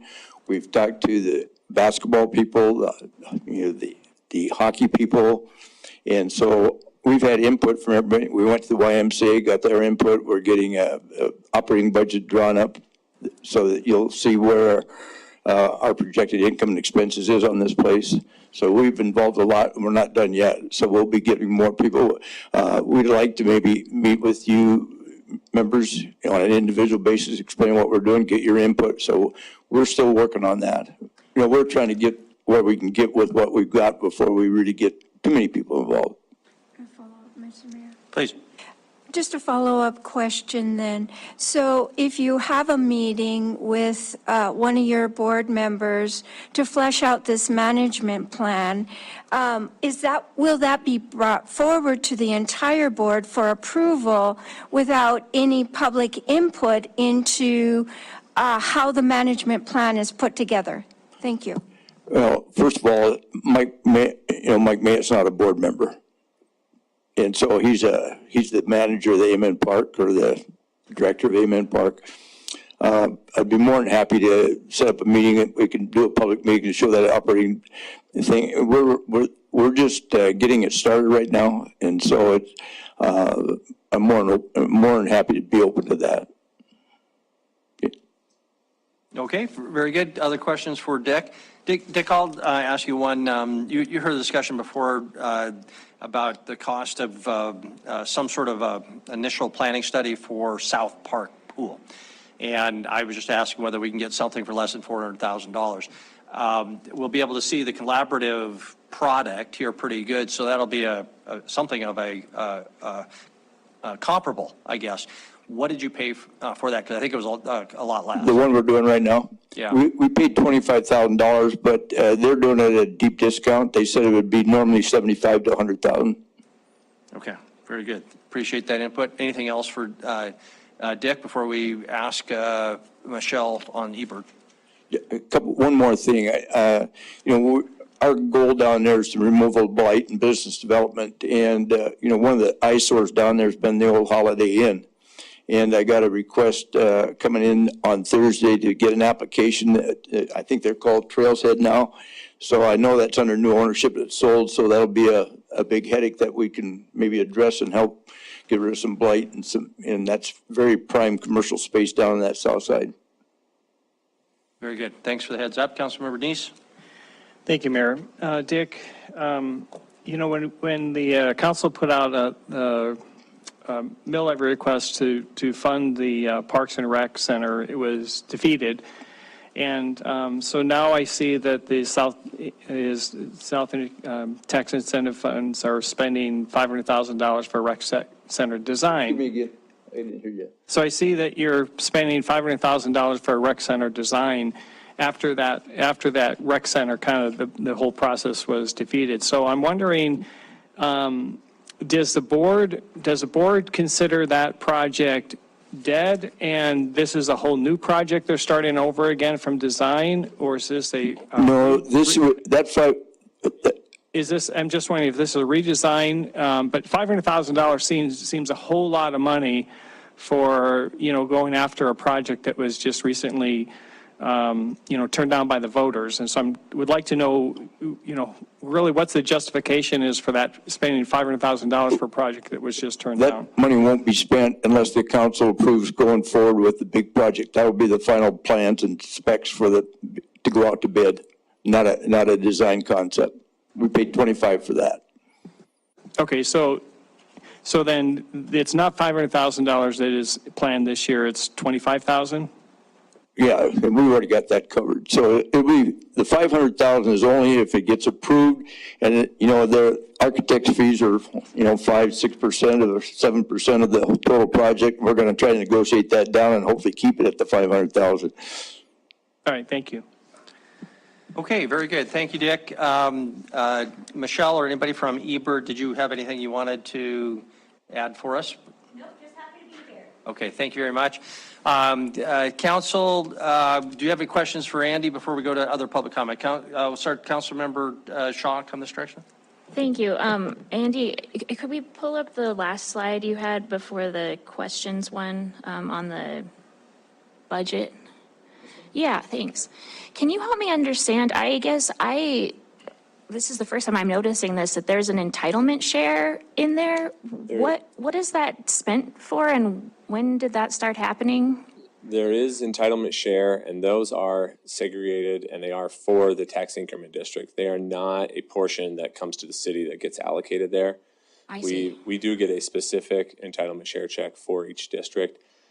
The amount doesn't change from year to year, so to be honest with you, I don't know much beyond that, but No, that's helpful. Thank you. So it's in addition to the lump sum that we get from the state every year. This is specifically earmarked for the TIF districts, is that right? Yes, that's Okay. correct. Yep. Thank you. Good, thank you. Coming in this direction, Councilmember Gulick, do you have anything? Thank you. Yeah, a couple questions for Andy first, and then one more.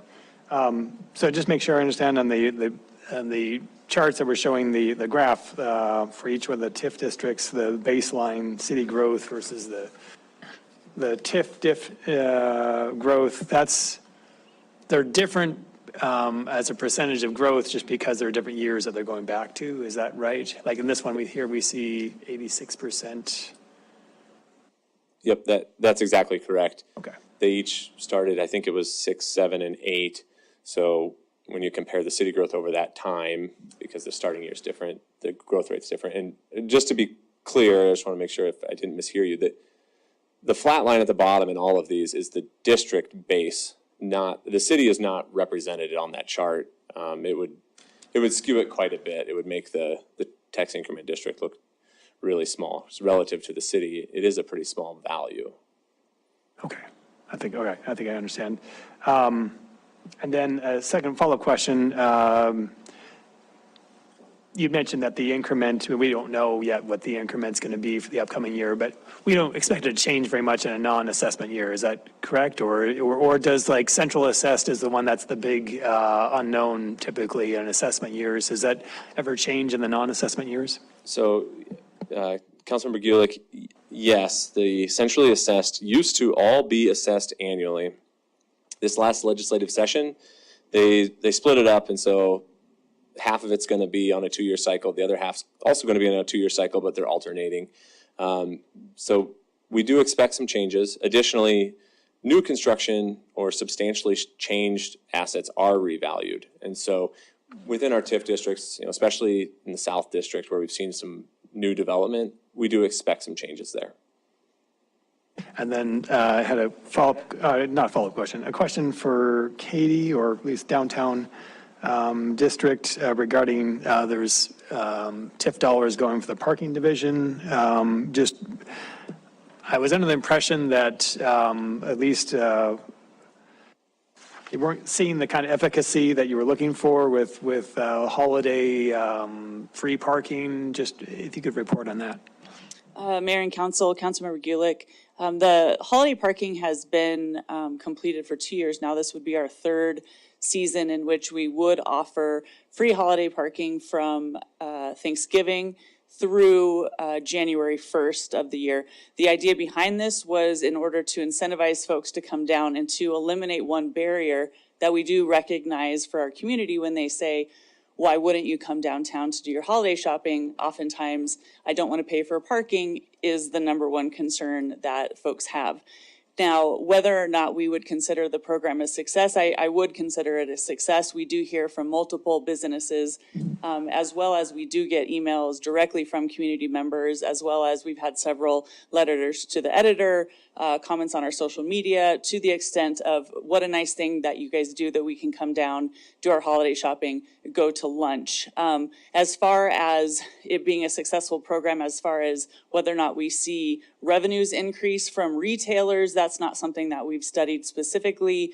We would only consider a success due to, folks telling us that they are just happy that we have that going.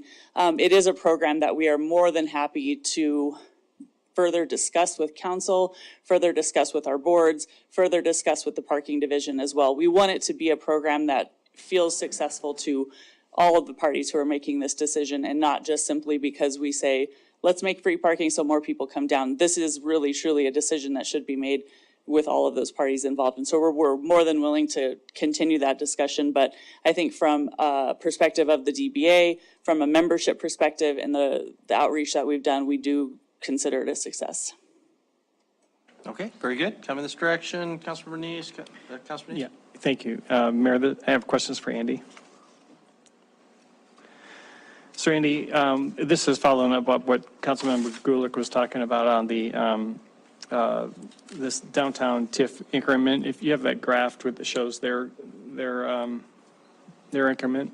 So, and maybe I'm misinterpreting this, but I think I heard you say that this legislature this last session changed the way they assess things. So right now, if you look at this trend, because the off years, you expect it to go down. Are you saying now, because of the way the legislator they changed it, that you don't expect this trend to drop, for 24 to head downward for that year and then go back up the following year?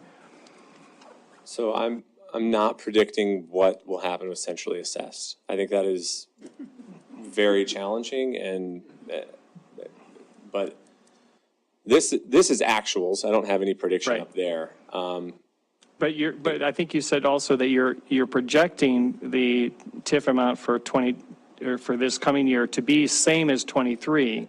But based upon what I'm looking here, the expectation would be it to actually would drop some for 23. Yeah, if it followed the same trend, I think that's fair. But I don't know if telecommunications will be revalued this year, or if they were in the other one that is done it'd be 2025. Okay. What's the variation between these? What's normally if this were to follow the same trend, what would that do to their funding? Percentage-wise, I believe those declines were close to double-digit decreases in increment revenue. Okay. It's a little bit confusing. What's portrayed up there is just the value of the district. Generally equates to revenue, but not exactly. Okay. All right. Thank you. And then I had some questions about the revolving loan. So on that, it looks like, was it last year, we projected 800,000, we had one loan, 125,000? Mm-hmm. And before I ask any more questions about that, is there any outstanding past dues, any write-offs we've had to do for this? We've had one loan default in the history, and that's the Petroleum Club. And I don't know offhand what that amount was, but I mean, it was close to 250,000. Okay. That was a couple of years ago. Oh, so it wasn't this fiscal year? No. Okay. No. As far as I know, there is one person who is delinquent, and they make regular payments, but I think just over time they got delinquent at one point and have not fully caught up, but they do accrue interest on that vacant balance or that unpaid balance. Okay, so it looks like we have, we're trying to get $800,000 in loans. We have 1.2 million in unrestricted, is that right, or? I don't have it in front of me, but yeah, that's probably about right. So can I guess what I'm getting at is what can these loans be used for? So a couple of years ago, we brought to you guys some ordinance amendments that were specific for this program. These loans, I'll email you the ordinance that has it specifically, but generally they're for private economic development within the downtown area, and it doesn't align perfectly to the TIF district, but it's a little bit bigger than that. These loans have been used for redevelopment of businesses or new business establishment, typically. Okay, does it have to be private or can it be public? Can the city borrow these funds if they wanted to? I don't know the answer to that question. I'm not aware that the city has ever used these funds, but for city purposes, I don't know that there's an exclusion on that. Okay, my thought is if, we're looking for funds for certain projects like the Babcock and some of these other areas that maybe we're running short of funds, if that's something the city could borrow against to get that, some of those things done, is that a possibility that we can look into? That may be a possibility. I would imagine that it's for private development, but I'll take a look.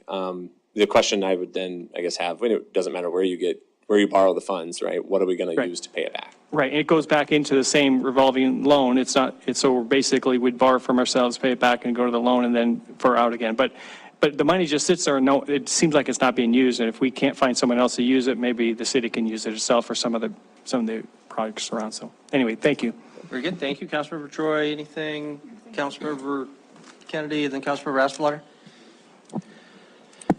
Andy, just a couple questions. On the downtown tax increment district, how many police officers do we pay for? There are 3 down there now. Katie will know that. Okay, great. If I may, Mayor and Council, Councilmember Kennedy, currently we have 3 full-time police officers for the downtown district. 25% of the 3 officers are paid out of tax increment financing funds. The other 75% are paid out of the business improvement district assessments. So 25% comes out of our Fund 203.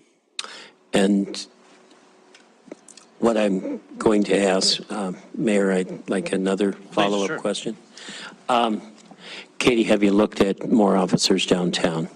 And the reason for that is because we do seem to have some problems down there Thursday night, Friday night, Saturday nights downtown. And we've had folks looking at conventions and everything that have said it's a safety issue and we don't want to be there. So why wouldn't you look at coming back to us with a proposal for more officers downtown? Mayor and Council, Councilmember Kennedy, we really are managing our cooperative safety program through the Business Improvement District. So if I may comment on that, the Business Improvement District Board did elect to place on their list of strategic priorities is to do some planning this year and really look at how we could be the most effective and efficient by adding officers. And we're actually looking at not only law enforcement, badge carrying officers, but also our new community service officers that have been implemented within the Billings Police Department as an option as well. Because what we're finding is that the really effective methods to make the visitors downtown feel safe are to have a very visual presence of law enforcement, whether that is our downtown resource officers on bicycles, whether that might be a community service officer, whether it actually is even our homeless outreach team, which we currently have. And so what the Business Improvement District Board has elected to do is to take some time over this next year and really determine, would a community safety officer or community service officer be an effective way to add extra bodies to downtown as far as patrolling? Or do we need to look at adding maybe a fourth BPD law enforcement officer?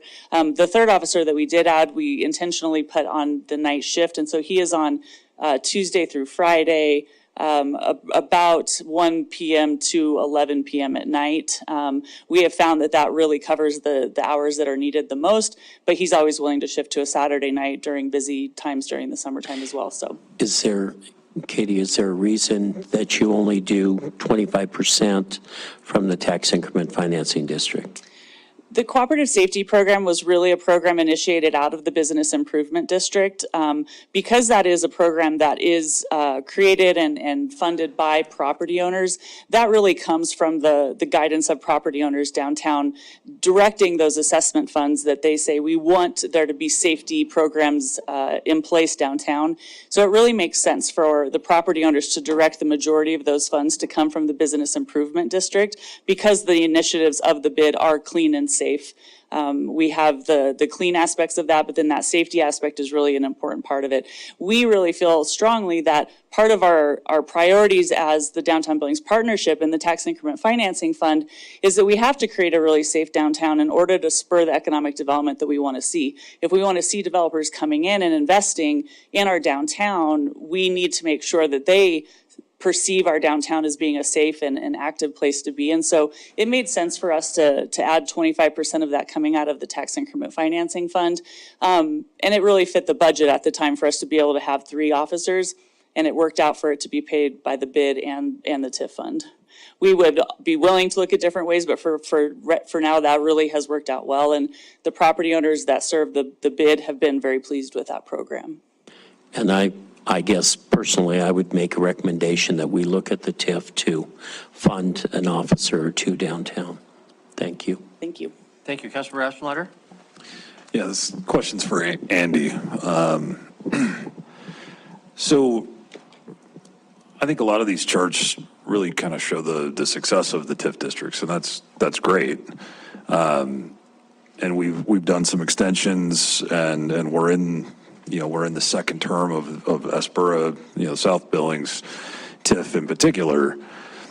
One of the things that we've never done, according to this chart, is we've never actually reset the increment and made adjustments to the increment level to recapture some of that increased revenue back to the taxpayer. And I know that that's possible through the law, but it's never really been done here. Can you talk about how that would be, what that would look like, and maybe this is a deeper conversation for a further work session, but I think, looking at the difference between, in the increments that we're generating here with Espera in particular, like we've got I think it's fruitful to have a conversation about whether it's time to reset the increment and pull some of that back into the actual local governments, given the success of these districts. Sure. So, Councilmember Aspenleiter, Mayor and Council, there are 2 statutes that allow for, I'll say, remitting tax revenue back to the taxing jurisdictions before the end of the TIF. One of them is to reestablish that base. You just essentially push that up. Because we have bonds outstanding in all 3 districts, part of our agreement with bondholders was that council would not do that. They want assurances that that revenue will be there to pay their debt. So I think that's not a realistic option for you at this point in any of our districts. The other option is on an annual basis, you can remit excess increment that would be demonstrated through your budget back to taxing jurisdictions. It would be proportionately back to them based upon the mills levied. So I think for round numbers, you can assume the city would get a quarter to a third of whatever that dollar amount was. Follow up, Mr. Mayor. Go ahead. So it would be helpful, and, you know, we're in the midst of budget season, so I don't expect this to be done while we're doing this, but as we complete the budget, I think it'd be helpful for me if we could see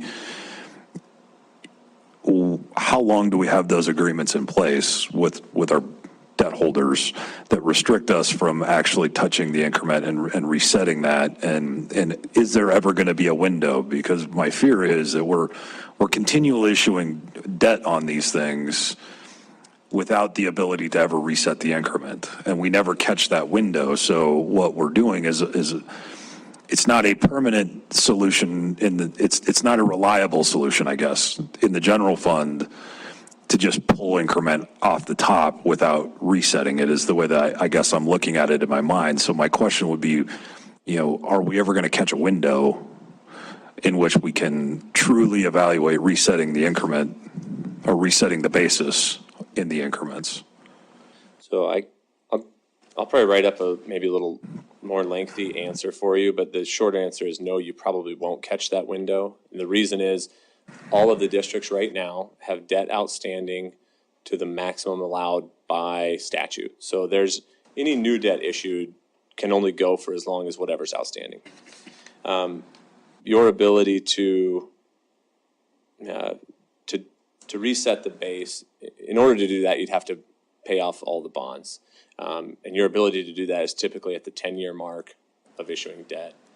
Most of these districts, well, South and downtown, I'd say we issued debt within the past 4 years, and both of those. East is a little bit further back than that. So that 10-year window may come up. But in order to do that, we'd have to have the cash in the district to pay off all the bondholders, and then you'd have that ability. So one more follow-up, Mr. Mayor. Go ahead. So kind of going down that line then, would it be possible or is it allowable under the concept, which would not be my preferable method, but under, you know, the way that you previously outlined, if we said, hey, you know, TIF districts, you're going to set in your budget a transfer out of this amount moving forward, and that's how your budget's going to get built. That seems kind of counter to, that seems like it's cooking the books a little bit. It's taking the back door into doing what I'm asking, but if that's the only way to do it, then maybe that's the conversation that we need to have. Sure. So I think functionally they arrive at the same place, what you're describing. The difference is one of them is an annual appropriation by council, which every year they'd have to make that decision. And if there was ever a year where we demonstrated, look, we're not going to be able to pay the debt, you can't transfer out that money. If you adjust the base, you no longer have that option to go back in time. So that's really the difference, but they do arrive at the same place on an annual basis. Okay, thank you. Councilor Boyette? Thank you, Mayor. Andy, the Suburra has $5.1 million cash in hand, but I don't see any cash in hand for the other two on the displays or on the charts. That's my first question. Do you know if they have any cash? They do. It's not as substantial relative to their budget, but I can send that out. Additionally, and I apologize, I don't have the budget book printed, but the beginning fund balance on there is approximately their cash on hand, but it also includes some debt service reserve. But I'll email it to you. How's that? And then the second question is, the Suburra transferred to the city $301,000 for the evidence. Is that the PD, but that's the city. So is there money left in the downtown TIF that they could transfer to the city, say for like Councilman Neese said about Babcock Theater? Can we transfer that? So first, yes, you could use TIF funds for the Babcock Theater. However, I think that the financial position of that district is, not as strong as the South TIF. I guess my feeling initially would be wait until we get that certified value in August, see what we've got there, maybe we'll have a better idea on what actual tax revenue would be. Perhaps there's some options there then, because it may come in better than we anticipate. Okay, just one follow-up then. Go ahead. So there's also some, was there some anticipated, Development projects? Yeah. In any of the districts or one specifically? in the downtown? Okay. So, I mean, if there was, we could say no to those and say yes to the city. I mean, that's our option, it's one of our options. That is an option. The DBP is making a recommendation for some more specific projects. One of them, again, SEPTED, sign program, streetscape and facade. Is that the other one? Okay. But that would be our option, we could do that, right, is what you're implying? Yes, the budget for all districts are certainly within your purview. You have the boards, though, that make recommendations to you as well. Just, that's where a lot of this comes from, is from their board. So. Thank you, Andy. Okay, thank you. I'll hand it to Councilmember Kennedy, but I'll just make a request to Andy in the future. These are the consistent presentations for each of the districts, I think is great. Really allows us to kind of compare apples to apples, which is nice. But another piece of information I think would be helpful is termination dates, because that's a really relevant piece to the big picture and helping us to understand that these are all animals of limited life. Councilmember Kennedy? Thank you, Mayor. Andy, we transfer out of the Sabura the $350,000 to pay for the evidence building, correct? Is that what the money? 300 and something, 301. Yeah, 301. Yes. How much more is left on that evidence building? The Evidence Center loan has, I'm gonna guess it's 2 to 2.2 million remaining. We've only had it for 4 years, 5 years now. Is there a possibility of just paying that off? That option does exist. So at the time we went through the Montana Board of Investments, it is a variable rate loan that adjusts annually. The current rate is 5.75%. But with that, we have an option to pay down as quickly as we'd like, whether that was 0 to 100%. Well, not 0. We have to make the minimum payment, but anything greater we can do on an annual basis. Okay, thank you. Thank you very much. Anything else for Andy? Councilmember Joy? Thank you, but it isn't for Andy, it's for Miss Easton. Oh, Katie.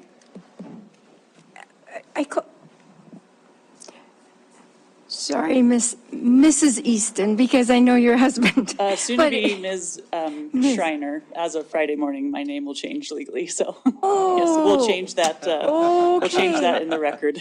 Oh, okay, so I'm getting, can I just call you Katie? Call Then me I won't Katie. get it wrong? Yep, call me Katie. Okay, I'm just going to call you Katie, and you can call me Denise. But just don't call me too late for supper. I have a question about the decision-making process. You're looking at, your bid is looking at whether or not they would like to add additional resources for public safety and an officer.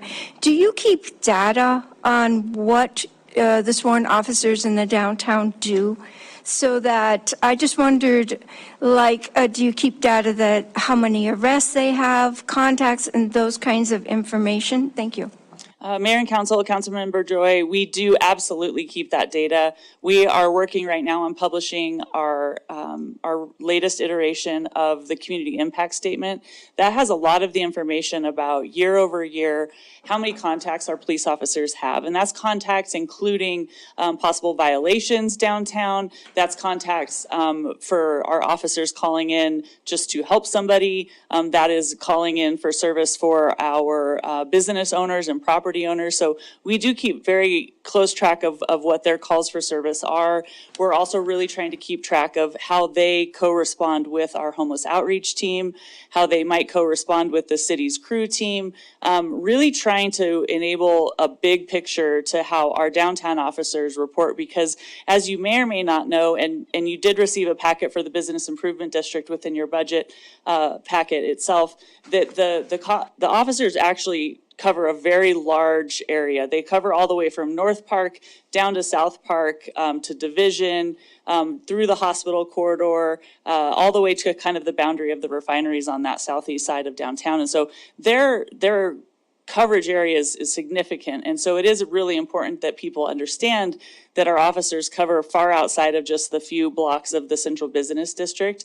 And by being able to cover those numbers and track those year over year, we're really able to see some trends. And what we've actually seen is our officers have had fewer calls for service over the last couple of years. And so I'm happy to send you those reports when we're done with our community impact statement. Maybe we can come and just present it to you briefly as a council. Thank you. Thank you. Okay, thank you very much, Katie. Anything else, council, for either Andy, staff, or any of our TIF district representatives? No one's raising their hand, so thank you. Is there any other public comment on this topic? No one is here, so I don't think so. We'll close that element, and council, we'll move on to our final item, which is the budget wrap-up by Andy. We're beyond our traditional break time. It's a work session. We'll just keep moving. Okay, feel free to step out if you would like to, though. With that, to you, Andy.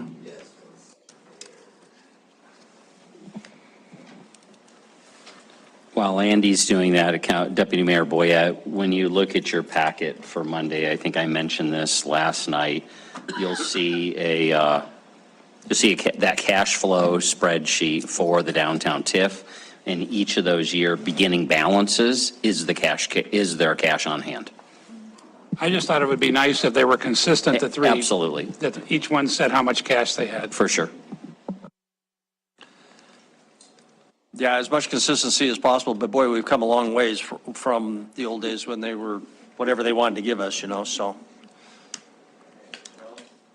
You know how to draw a big crowd for budget wrap-up, so. Appreciate you coming, Michelle. Thank you. Please stick around. All right, well, good evening, Mayor and Council.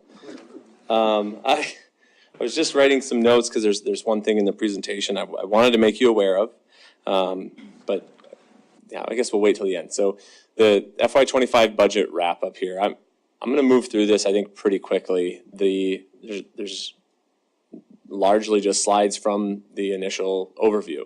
I'd remind you or encourage you to, if you haven't read the 13-page overview in the front of the budget, do that. For you and the public, that's a good place to start to get a sense of what's in the budget, the proposed budget, where we're at. Again, some FY24 accomplishments. I think a lot's been happening in Billings, and there's a lot going on. We got a new city hall project, new fire station, new parks projects. There's, again, a lot happening. The proposed budget here is balanced. The overall budgeted expenditures at $474 million with revenue at $425. We're anticipating using some cash reserves. I think you saw that last night. Public Works and the Water Fund primarily being the major contributor there. This is the city overall. Slide showing comparison revenues year over year from the FY25 proposed compared to last year's adopted budget. Charges for services being the primary revenue source for the city. Think of your utility bills, then tax revenue and grant revenue intergovernmental. This year we have a lot of capital. You've seen most of it. The major project being the water plant, which we hope to get underway this year. The budget includes 16 FTE anticipated in there, or being proposed. You heard a lot about additional requests that departments had that didn't make it into the budget, but these 16, the dollars for these positions are included. If you adopted the budget as is, these 16 positions, we would move to start hiring them sometime after July 1. I'll make that very clear. Anything else you heard about requested positions that are not on this list are not anticipated in the budget. So just to double underline that. The proposed budget includes or assumes levying the full property tax mills authorized by the charter This would be a slight decrease from the total number of mills a slight increase from the total number of mills last year, or in '24, where we did not levy the max in general fund, library, or transit. And that was because we saw significant growth in the city. Additionally, we paid off, you probably didn't notice this, but we paid off a GO debt for some street improvements. And so you actually see your GO bonds will go down next year. That's assuming a 1% growth in value. Property tax revenue here, about 64 million from real property tax, 1.1 from personal property tax, which is business equipment. That thing started beeping yesterday too. It's, we don't think it's a bomb, but it's not.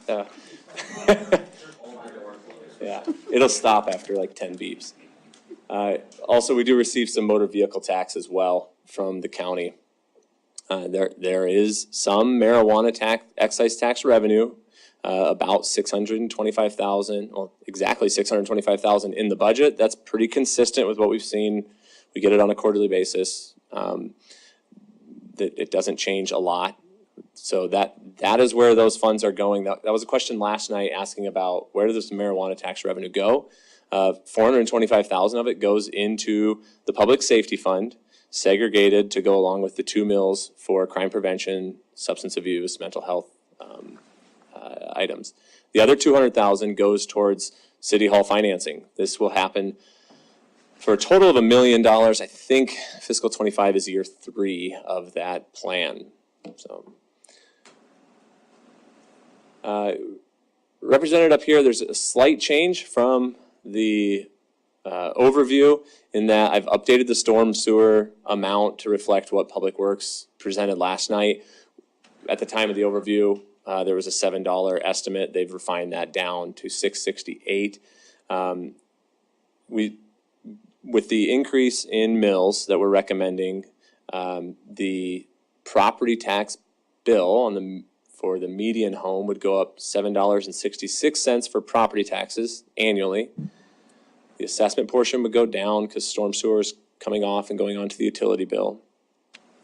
And then the utility bill would go up, consequently largely driven by that storm sewer adjustment. The total storm sewer cost is proposed going up, I believe it's 34% compared to the prior year. That was obviously presented last night to you guys as well. So just highlight what the proposed budget has that is consistent with your priorities, improving public safety and investing in infrastructure, the primary source or the primary focus of budget dollars for fiscal 25, and prior years as well. It does include funding for some parks and recreation projects.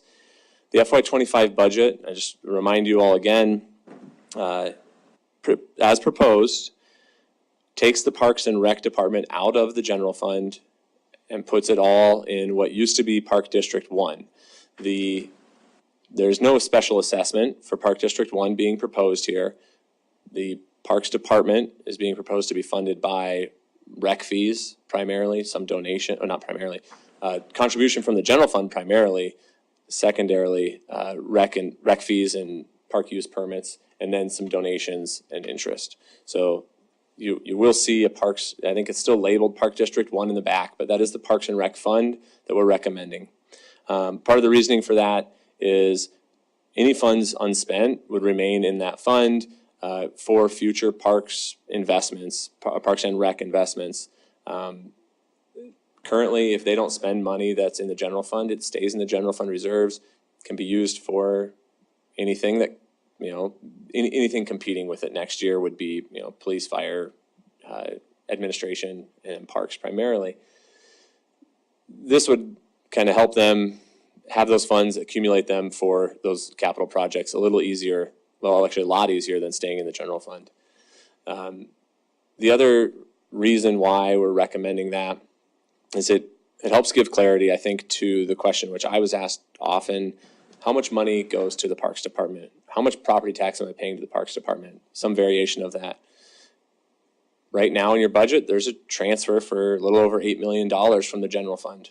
Now, in the past, we could back into it. It wasn't a clear, in your budget book, a clear dollar amount. That's another reason why we're recommending that. Continuing on investing in council priorities, we do have dollars planned for growth policy, subdivision regulations, and neighborhood plan updates, as well as there is $200,000 for local government review in the general fund budget. There is no additional revenue specific for that. There's no additional mill levy specific for that. The recommendation right now, or the proposed budget, envisions spending that within the 74 mil cap in the general fund. There was a question asked about that. The statute allows for a specific mill levy should you choose to do that. Our recommendation is that you use your capacity within the general fund rather than a specific mill levy, because our charter has a 74 mil cap for general purpose. I don't think that prohibits you from using the state statute, but some people may think that. We could end up in litigation defending a $200,000 budget item. Certainly up to you guys what you'd like to do. Our recommendation right now, though, is just use the general fund at this point.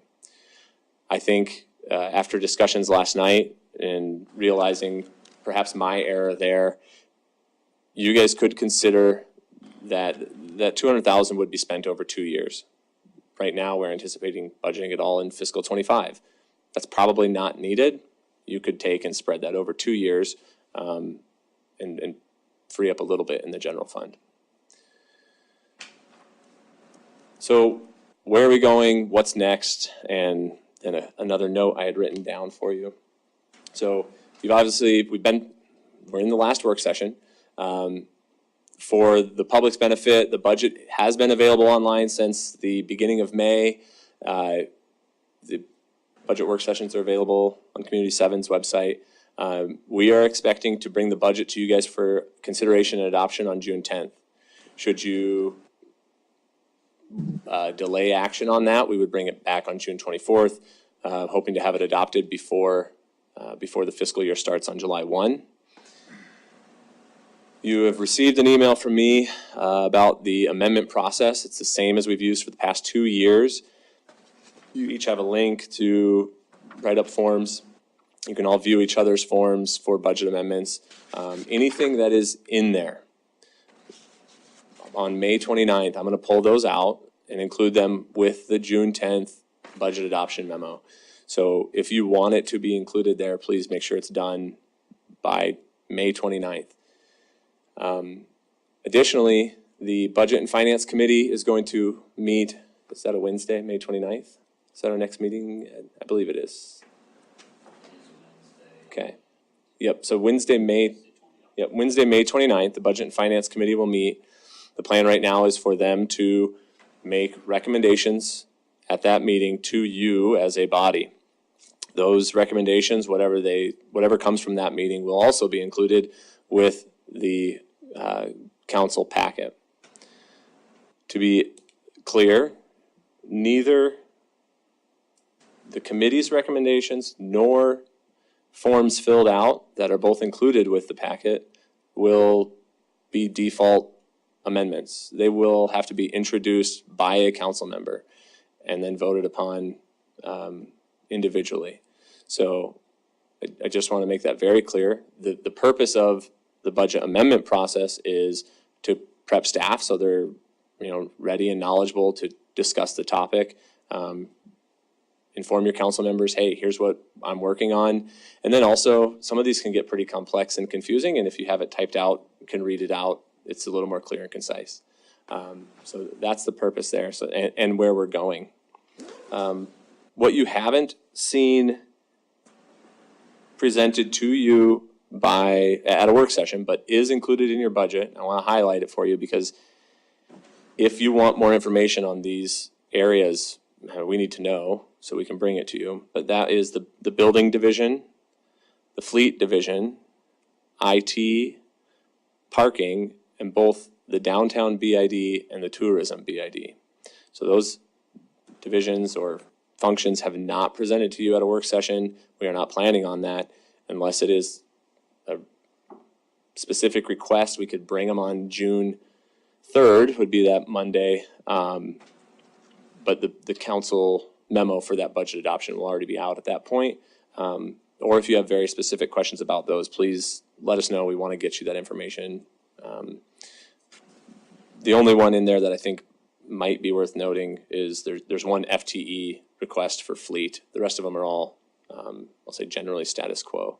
So, well, the tourism BID is requesting an increase in their annual assessment, I believe from $2 a night to $4 a night. So take a look at that as well.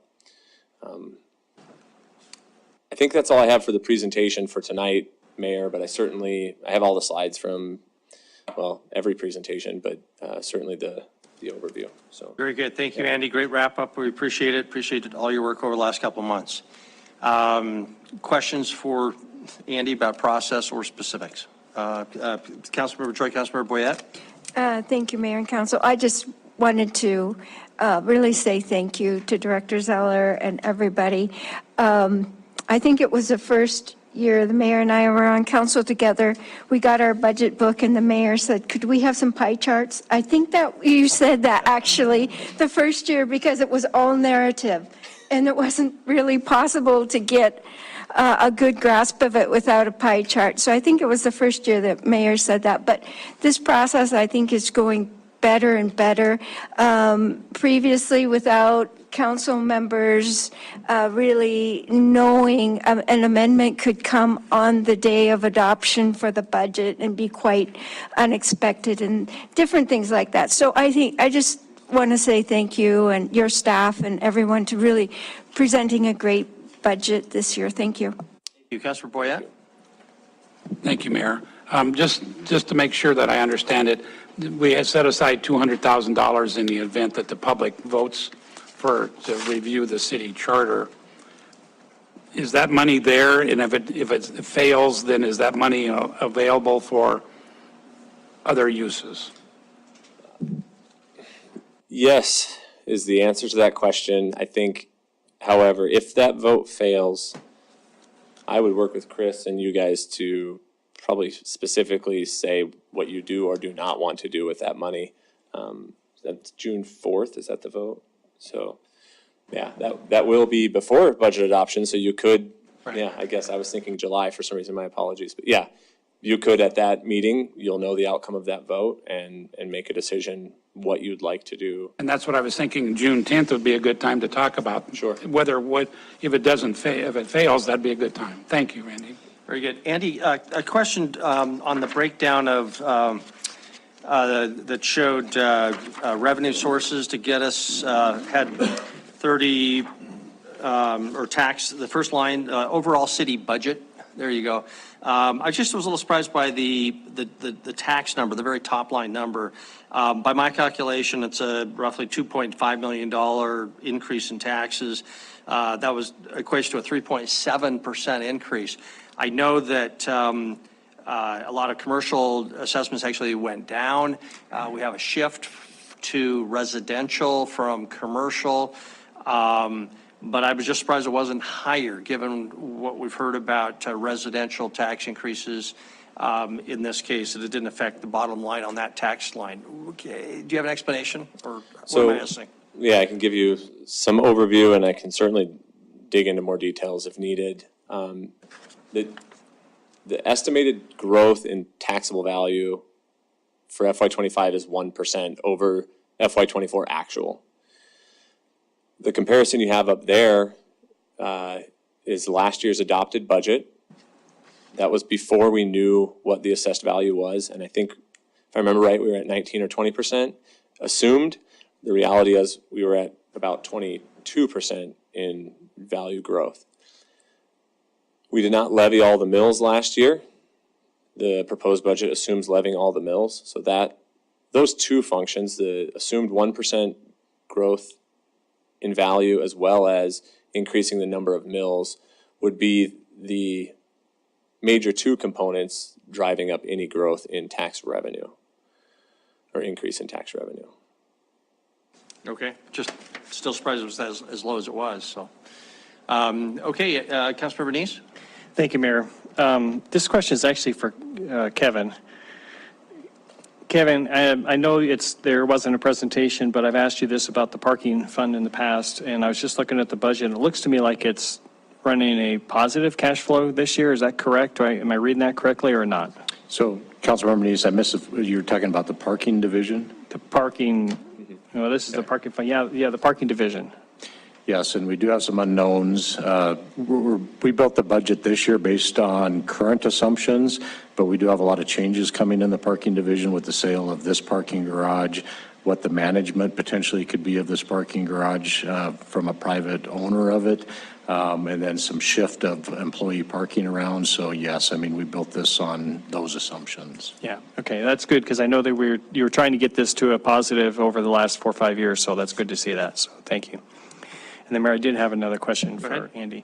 Andy, this has to do with you actually answered my question I emailed to you here earlier tonight, but the Parks Department had that PD1 fund. I was like, where did all this money, I thought PD1 was defunded, and suddenly see PD1 money in there. Is the reason why you're doing that PD1 is just because the accounting system is that's an open field that you can use? Because PD1 is going to be really confusing to the public when they see that we're funding PD1 when everyone thinks of that as an assessment. Is there something, can we just change that to like Parks Fund or Park and Recs Fund or something like that? Yep, Councilmember Neese, we should have a naming change there.